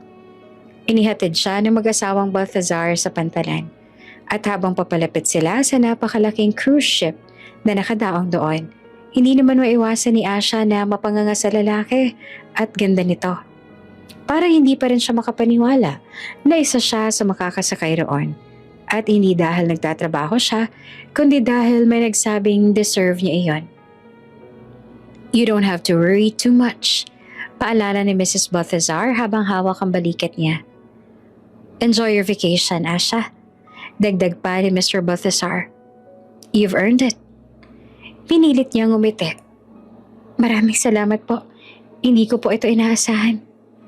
Pagbaba niya ng kotse, nagulat siya nang biglang humarang sa landas niya ang isang pamilyar na figura na suot ang uniforme. Ang isang kapitan. May bitbit na clipboard at abala na sa pag-aayos ng arrivals. Pero agad itong tumingin sa kanya, si Knight. Napahinto siya sa pagkabigla. At bago pa man siya makabawi, ngumiti ang binata. Hindi iyon basta ngiti, kundi yung malawak at tunay na bihira niyang makita. Welcome aboard, sabi nito na may lambing sa boses na hindi niya inaasahan. I'm glad you're finally here. Kanina ko pa hinihintay ang pagdating mo para masundo kita. Hindi naman siya nakakibo agad. Sir Knight, kayo po pala magsusundo sa akin? Yes, sagot nito. I am the captain, remember? At ako ang nag-request na pumunta ka rito. Tinasan niya ito ng kilay habang umingiti palalo. Para bang natutuwa sa pagkagulat niya. Come on, sabi ni Knight. Let me help you with your bags. Kakaya ko naman po, sir. No? Putol nito ng marahan pero matatag. I'll take care of it para hindi ka na mahirapan. At bago pa man siya makatanggi, kinuha na ni Knight ang maliit niyang maleta. Kinarga iyon ng walang kahirap-hirap at sabay silang naglakad papasok sa loob ng ship. Habang naglalakad, ramdam niya ang panakanakang tingin ng binata sa kanya. Ngunit hindi niya iyon matignan pabalik kasi nagwawala ang tibok ng puso niya at kinakabahan din siya dahil ito nga ang unang beses na nakasakay siya sa napakalaking sasakyang pandagat. Pagdating nila sa hallway ng crew cabins, huminto si Knight sa harap ng pintong mas malaki kesa sa inaasahan niya. This will be your cabin. Wika nito sabay marahang pinihit ang door handle. I requested a comfortable room for you since you're here to relax, not to work. Namangha siya nang makita kung gaanong kaganda at kalaki ang loob ng cabin. Hindi ko po talaga inaasahan. Hindi pa rin siya makapaniwala na magkakaroon ako ng bakasyon dito sa cruise po ninyo. Tumingin si Knight sa kanya, ngunit nang may lambing sa mga mata. Well, I talked to my mom, wika ni Knight, and asked if you're allowed to have a vacation. Because you deserve it, Asha. You deserve a rest. You've been working hard for the past few months. My mom always tells me how diligent you are. And I've seen it too. Nanuyo ang lalamunan niya. Hindi niya alam kung paano sasagutin niyon. Salamat po. Sambit niya sa wakas. Hindi ko po alam kung paano ko. You don't have to repay anything. Putol pa ni Knight. Nakangiti pa rin ng bahagya. Just enjoy this week. Think of this as a gift. Napayo ko si Asha. Hindi masasabi ang tunay na nararamdaman niya. Isang linggo kasama si Knight sa cruise. Isang linggong wala ang distansya ng amo at katulong, kundi isang kapitan at isang bisita. At habang lumalalim ang ngiti ni Knight, habang pinagmamasdan siya, hindi niya alam kung bakit lalo siyang kinabahan. Hindi niya alam kung takot ba iyon o dahil unti-unti siyang nahuhulog sa isang bagay na hindi niya dapat maramdaman. Pagsapit ng tanghali, naging mas tahimik ang buong cruise at mas gumaganda ang paligid dahil sa palubog na araw na nagbibigay ng gintong liwanag sa paligid. Malayo sila sa lupa at ang malawak na karagatan ang nakapalibot sa kanila.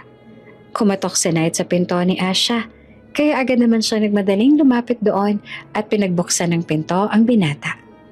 Ang sabi kasi sa kanya ng kapitan kanina ay magpahinga muna siya pagkatapos ay ililibot siya nito sa cruise ship. "Are you ready?" tanong nito. Tumango siya. Kinakabahan pa rin siya pero nang makita ang ngiti ni Knight, yung tipong hindi niya masyadong pinapakita sa iba, parang gumaan ang pakiramdam niya. "Come on," wika nito. Lumabas sila ng deck at agad niyang naramdaman ang malamig na hangin mula sa dagat. Malakas ang hampas ng alon na tumatama sa cruise at sumasalubong sa ilaw ng barko. Hindi niya mapigilang humanga. Ang ganda! Manghang bulong niya. At habang nakatuon ang mga mata niya sa malawak na karagatan at sa palubog na araw, nakatuon naman ang tingin sa kanya ng kapitan na nasa tabi. Hindi niya napapansin, pero bawat paggiti, bawat paghanga ng kanyang mga mata, ay dahilan para mas lumambot ang mga mata ni Knight at sumupil ang ngiti sa labi nito. Nilibot siya nito sa buong cruise, mula sa main deck hanggang sa entertainment areas, viewing lounges, restaurants at iba't ibang pasilyo na sobrang gaganda. Parang bata si Asha na nasa unang adventure sa buhay niya at si Knight naman ang tahimik na bantay. Sinusundan ang bawat galaw niya na parang natutuwa na makita siyang nag-e-enjoy sa mga nakikita. "Captain, ang laki po pala talaga nitong cruise, ano? Nakakamangha lahat," sabi ni Asha, hawak ang railing habang pinagmamasa ng alon. "Pero, ang lahat ng to kayo nagmamanage?" "No, not just manage," sagot ni Knight na nakangiti. "I run it. Although may mga katulong naman ako cause I can't do it alone." Hindi niya naman maitago ang paghanga. "Ang galing niyo po, sir." "Knight," malumanay na tugon naman ng binata. "Call me Knight, we're not in the mansion." Nag-init ang pisngi niya kasi hindi naman siya sanay na i-address ang binata gamit lang ang first name nito. "Okay po, Knight." Sumupil naman ang ngiti sa labi nito. Tila ba nagustuhan nito ang pagbanggit niya sa pangalan nito. Maya-maya, inalalayan siya ni Knight papunta sa itaas, sa isang area sa secured at hindi basta pinapasok ng kahit sino. Pagpasok nila, namangha siya. "So, this is the cockpit," pahayag ni Knight. Pinapasok siya sa lugar na puno ng mga monitor, radar, navigation screens at control. Wow! Halos hindi siya makahinga. Ito palang nagkokontrol sa buong cruise? Yes, and tonight, you get to see all of it. Naglakad siya palapit sa mga switch at lights. Parang bata sa loob ng amusement park. "Oh, this is amazing." Habang nakatalikod siya at sobrang mangha sa nakikita ng mga mata, hindi niya naman namalayang nakatitig si Knight, yung tingin na puno ng kahinahunan. Pero may hindi maipaliwanag na init. Hanggang sa biglang may pumasok na 3 crew na naka-uniform din at nagkatinginan nang makita ang kanilang head captain na may kasamang babae. Bagay na bago lang para sa kanilang lahat. "Oh, Captain," tawag ng isa. Sino siya, Captain?" Nagkatinginan pang iba. Nakangisi na halatang mga asar. Knight cleared his throat at sumagot. Casual pero may kakaibang diin. "She's a friend." Napatingin siya dito. Hindi niya inaasahan niyon. Friend, hindi maid, hindi kasambahay, hindi employee. Friend. Iyon ang pakilala nito sa kanya. At doon na nagsimula ang pang-aasar. Friend ha? Ngisi pa ng isa. Ganito na pala talaga ang magkakaibigan ngayon, ano? "Kapitan, ngayon lang kami nakakita na nagdala ka ng babae dito sa cockpit." "Wow, special friend yata yan, Captain eh." Nagdrama pa ang isa nakahawak sa dibdib. Captain, bakit di mo naman kami tinitreat ng ganyan? Hindi mo nga kami pinapansin dito kahit pa araw-araw tayong magkasama pero sa special friend mo, aba, ibang-iba ang trato mo. Tumawa ang iba at inasar pa sila. Nag-init lang lalo ang pisngi ni Asha dahil sa hiya at alam niya rin na pulang-pula na siya ngayon. Iyon nga ang dahilan kaya lalo pa silang inaasar ng mga ito.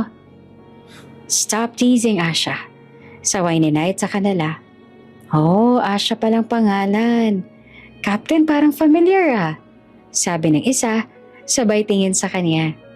Nice to meet you, Miss Asha. Alam mo ba na, ikaw lang ang kauna-una ang babae na dinala ni Captain dito. Kaya tingin namin ay special ka, kaya VIP guest na rin ang turing namin sa'yo. I said stop teasing her. Saway ulit sa kanila ni Knight. Copy that, Captain. Umiling naman si Knight pero hindi na rin maitago ang bahagyang ngiti.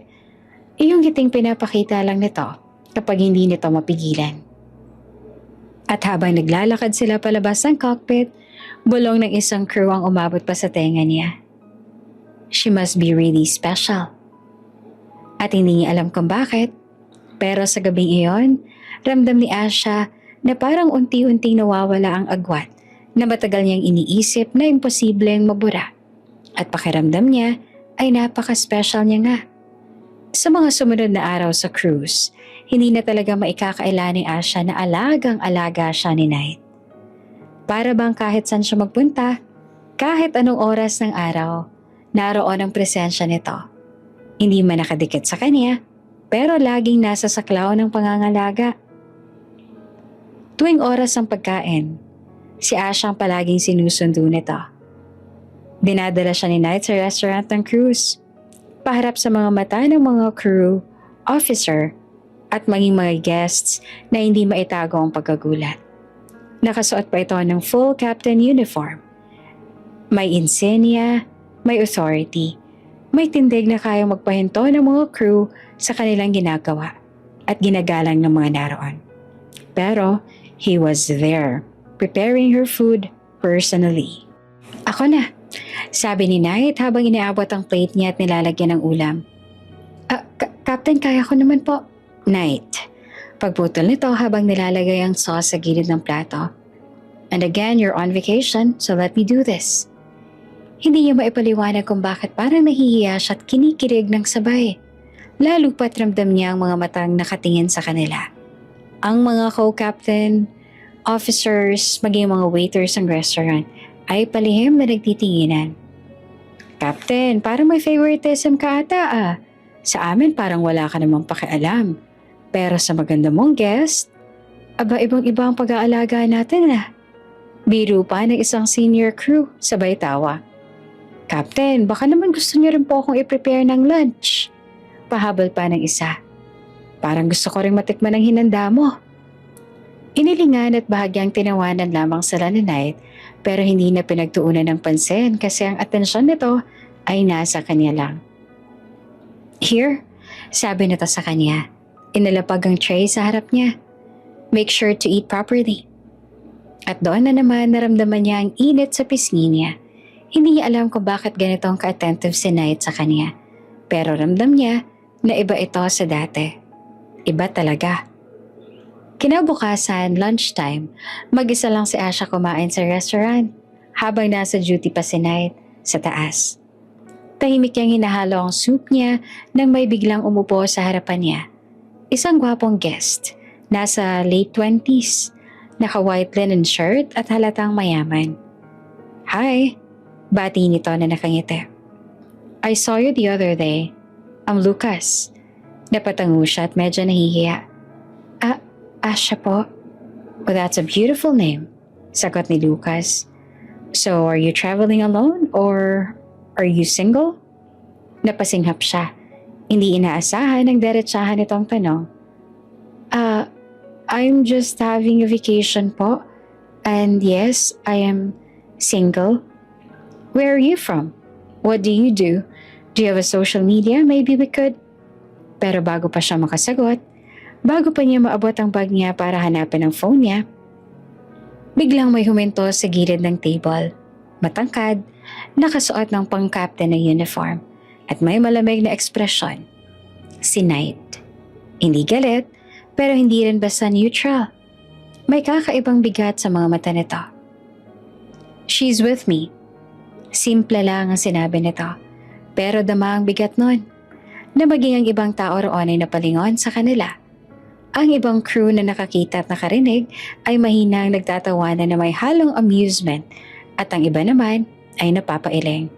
Amazed din na makita ang ganoong side ng kanilang kapitan. Napalunok naman si Lucas. Halatang nagulat. Oh, I didn't know. Captain, I'm sorry. Malamig naman ito ang tiningnan ni Knight, kaya si Lucas ay tumanguna lang at tumayo na. Enjoy your meal, Asha. At nang makalayo ang lalaki, halos sabay na lumipad ang mga bulong at halakhak mula sa mga crew na nakapaligid. Uy, parang may nagsiselos na kapitan ah. Iba talaga magselos si Captain nang babakod bigla. Nagkatinginan silang dalawa. Ang pisngi naman ni Asha ay halos masunog na sa sobrang init. Si Knight ay naging kalmado.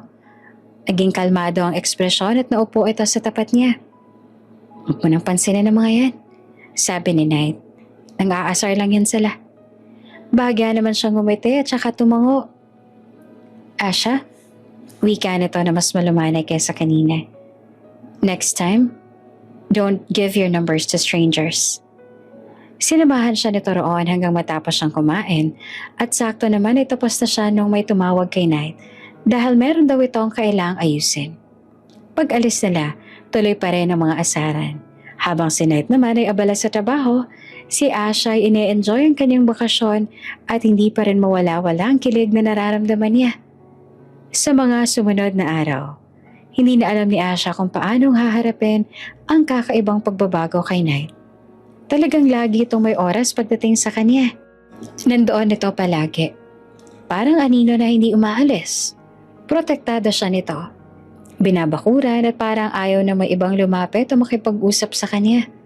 Kapag may ibang crew na lalapit para mag-offer ng tulong, bigla na lang sumusulpot si Knight at sasabihin, I got it. Kapag may guest na magtatanong sa kanya kahit simple lang, naroon agad si Knight sa gilid niya. Kapag nasa restaurant siya, he would personally check on her. At dahil doon, hindi maiwasan ng ibang crew na isipin na talagang nahumaling na ang kanilang kapitan. Siyempre, meron ding mga nalungkot dahil napakarami din ng mga nagkakagusto kay Knight pero masaya pa rin naman sila para sa kanilang kapitan. Sigurado ako, hindi na yan friendly lang, sabi ng isa pang crew. Hindi naman ganyan ang aksyon ng mga magkaibigan tsaka obvious naman na nagfi-feeling si Captain. Grabe, kita mo yun. Sinalo ni Captain lahat ng service para sa kanya.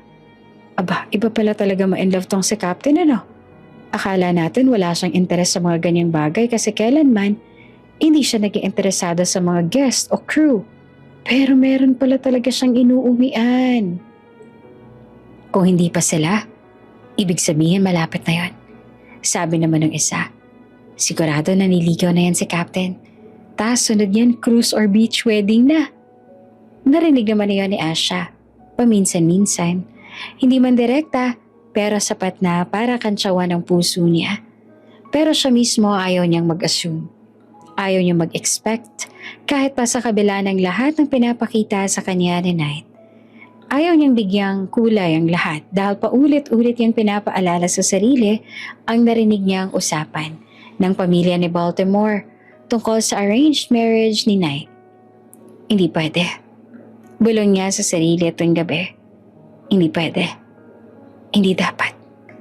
Pero kahit ilang beses pilitin, kahit ilang beses niyang iwasan ang tinitibok ng puso niya, para bang mas lalo lang itong sumusuko. Parang hila-hila siya sa direksyon ni Knight. At doon siya natatakot. Isang hapon, naglalakad siya sa hallway ng cruise. Nakatingin siya sa paligid. Malalim ang iniisip. Nang may biglang tumigil sa harap niya, pag-angat niya ng tingin, nakita niya ang isang babae. Matangkad, sobrang ganda. Naka-sundress na mukhang sosyal at may dating. Sa katunayan ay mukha itong sikat na artista. Hi! Bati ng babae. May malumanay pero confident na ngiti. You're Asha, right? Po? Yes po, ako po si Asha. Paano niyo po nalaman ang pangalan ko? Oh, I'm Callie. Pakilala nito. Friend ni Knight? Napatigil siya. Kung ito si Callie, ibig sabihin, ito ang soon-to-be fiancé ni Knight. Ito ang babaeng nakatakdang ipakasal dito. Hindi niya lubos akalain na nandito rin pala ito. Muntik na pa naman siyang mag-expect. Napansin agad ni Callie ang unti-unting pagbago ng ekspresyon niya. Yung pagtataka, pag-aalala, at bahagyang lungkot na biglang sumulpot sa mga mata niya. Natawa si Callie ng mahina. Parang inaasahan na ang ganoong reaksyon. Oh, that expression, sabi nito. I guess you know about that arranged marriage thing, don't you? Natigilan si Asha. Ha? Kasi po, narinig ko lang po pero... It's okay. Ngumiti si Callie. Let me save you from overthinking. There's nothing going on between us. Knight and I are just good friends. As in literal, walang halong romance. Nanatili siyang nakatingin dito. Hindi alam kung anong isasagot. The arranged marriage was planned 3 years ago. Tuloy ni Callie. Our parents thought it would be convenient since we grew up together. Tumango si Asha. Hindi alam kung dapat pa siyang matuwa o lalo pang kabahan. But a year after that, sabi ni Callie, tumikim ito bago nagpatuloy. Knight changed his mind. Napakanot ang noo ni Asha.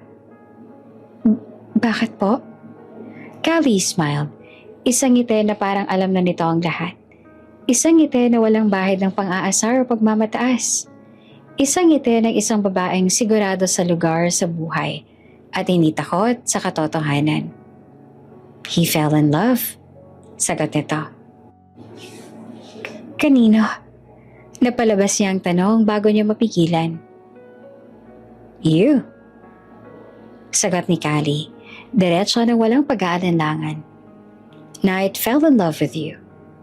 Nanlaki ang mga mata ni Asha. Me? Po? Ay hindi po. Baka po nagkakamali lang kayo. Isa lang naman po akong... Maid? Putol ni Callie. Pero hindi ito bastos. Tumango siya at nahihiya. Oh babe, come on. You are not just a maid. You're that captain's whole world. He's so in love with you. That's exactly the reason why he backed out from that arranged marriage. Sabi ni Callie habang nakangiti. Because he realized he couldn't enter a marriage with someone he didn't love. When the person he fell in love with was someone else. Napatigil si Asha. Hindi siya makapaniwala at hindi rin alam kung anong i-react. You didn't know, didn't you? Dagdag pa ni Callie. He's been in love with you for more than 2 years now. He's just a coward. When it comes to feelings, ayaw niya ng complications. Ayaw niyang guluhin ka. And he was so afraid na baka matakot ka o ma-pressure. But it's true. All these years, it has always been you. Hindi naman makapagsalita si Asha. Parang nabingi siya sa bigat ng revelasyon. Parang may luha na gustong pumatak pero hindi niya alam kung dapat ba siyang umiyak sa saya o sa takot. Callie finally stepped closer. Mahinang hinawakan ang braso niya. Alam mo, Asha, minsan, people like Knight fall in love silently, deeply, and painfully. But that doesn't make it any less true. So, kapag nagtanong ka kung bakit siya protective, bakit siya over-attentive, bakit ganun siya tumingin sa'yo, now you know the answer. Hindi pa rin siya makasagot. Hindi lubos maisip na matagal na siyang nagugustuhan na Knight. And trust me, the way he looks at you, he never looked at me like that. Sabi pa ni Callie. Halos nakatulala lang si Asha. At sa wakas, napagtanto ni Asha. Hindi pala siya nag-iisa sa nararamdaman niya. Hindi pala siya nag-iisip lang. Hindi pala siya nag-a-assume ng walang basihan. Knight has been in love with her all along. Hindi pa man tuluyan nakakaalis si Callie, nakatalikod pa lamang ito at ilang hakbang pa lamang nalalayo nang biglang bumukas ang pintuan sa kabilang hallway at lumitaw si Knight.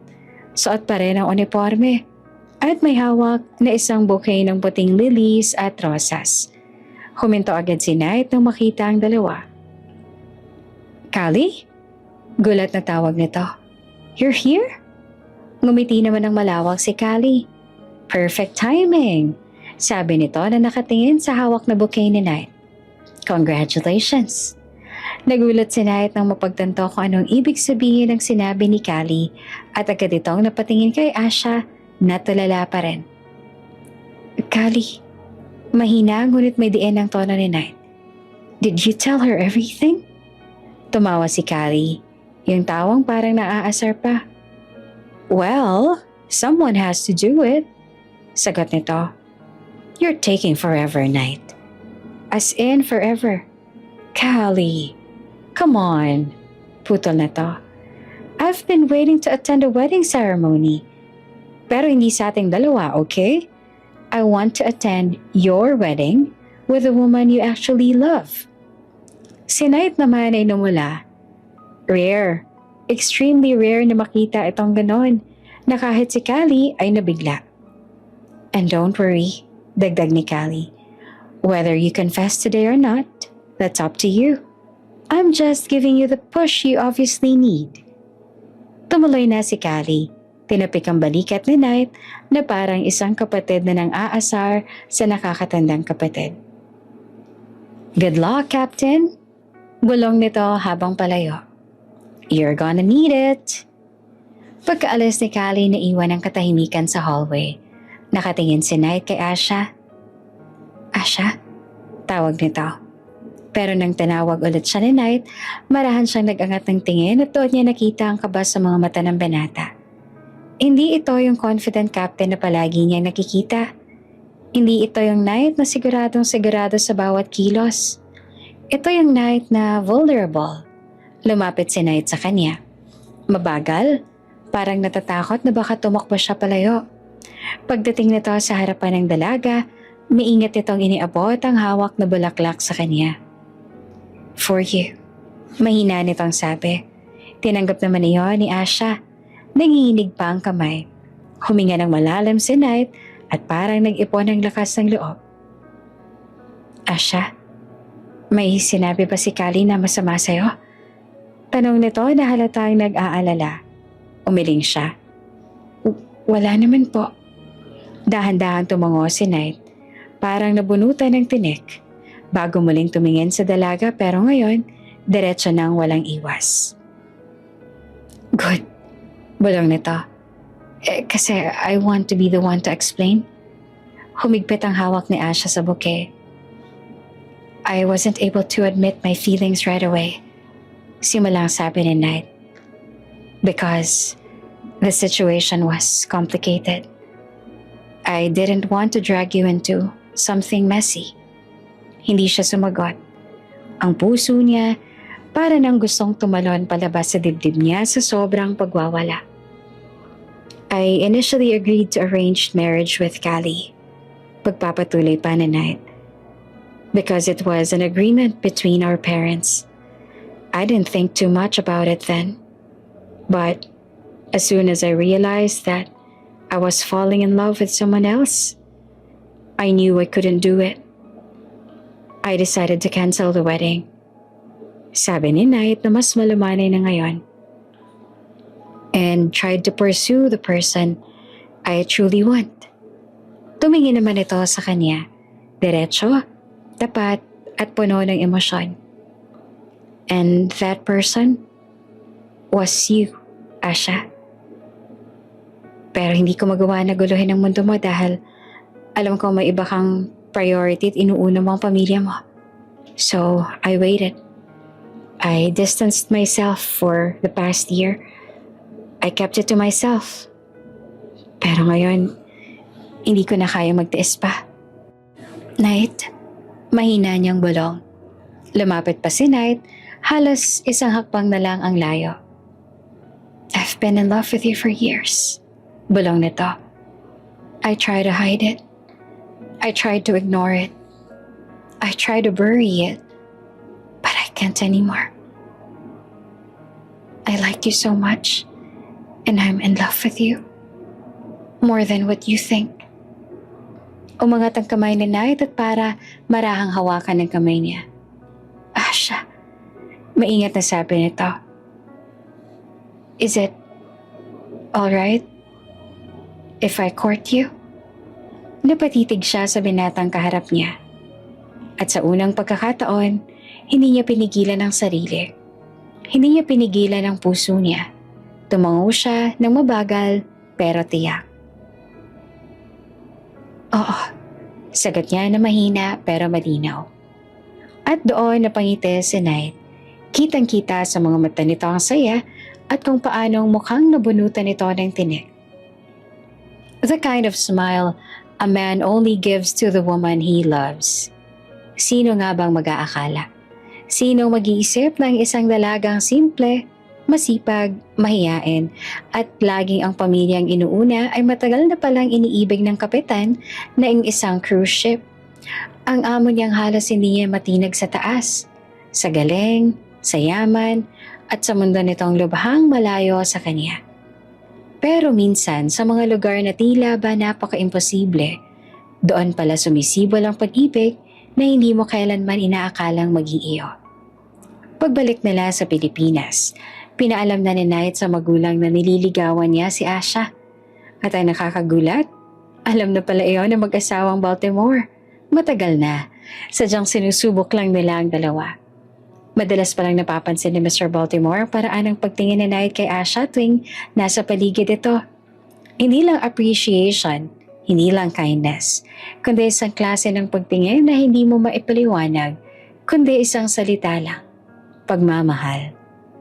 Parehong tinanggap, sinuportahan at minahal ng mga magulang na Knight si Asha bilang bahagi ng pamilya nila. Makalipas ang ilang taon, nagaganap sa isang napakagandang simbahan ang momentong matagal na palang nakatadhana. Ang kasal nila. Nakasuot si Asha ng pating wedding gown na mas lalong nagpatingkad sa ganda niya at bumigani sa magiging asawa niya. Si Knight naman, halos hindi matanggal ang ngiti sa labi habang nakatayo sa altar. Parang natutupad ang pangarap na matagal nitong iniingatan. You may now kiss the bride. At doon nagsimula ang buhay nila bilang mag-asawa. Hindi man sila perpekto. Hindi man nila nabura ang lahat ng pinagdaanan nila, pero bawat araw na kasama nila ang isa't isa ay patunay na ang tadhana ay mahusay magsulat ng kwento ng habang buhay na pag-iibigan. At ang kwento ni Knight at Asha, isang paalalang hindi mo kailangang maging mayaman, mataas o espesyal para mahalin ang totoo. Minsan, sapat na ang puso. At doon sa isang tahanang puno ng tawanan, paglalambing at pagmamahal, doon nila pinagpatuloy ang kanilang buhay. Together, forever. At tunay na masaya. And with that, they lived happily ever after. Bago ka pa lang sa channel neto, ibang kwento ni Ate Jane, istorya mo, ikwento ko. Huwag kalimutang pindutin ang notification bell at subscribe button.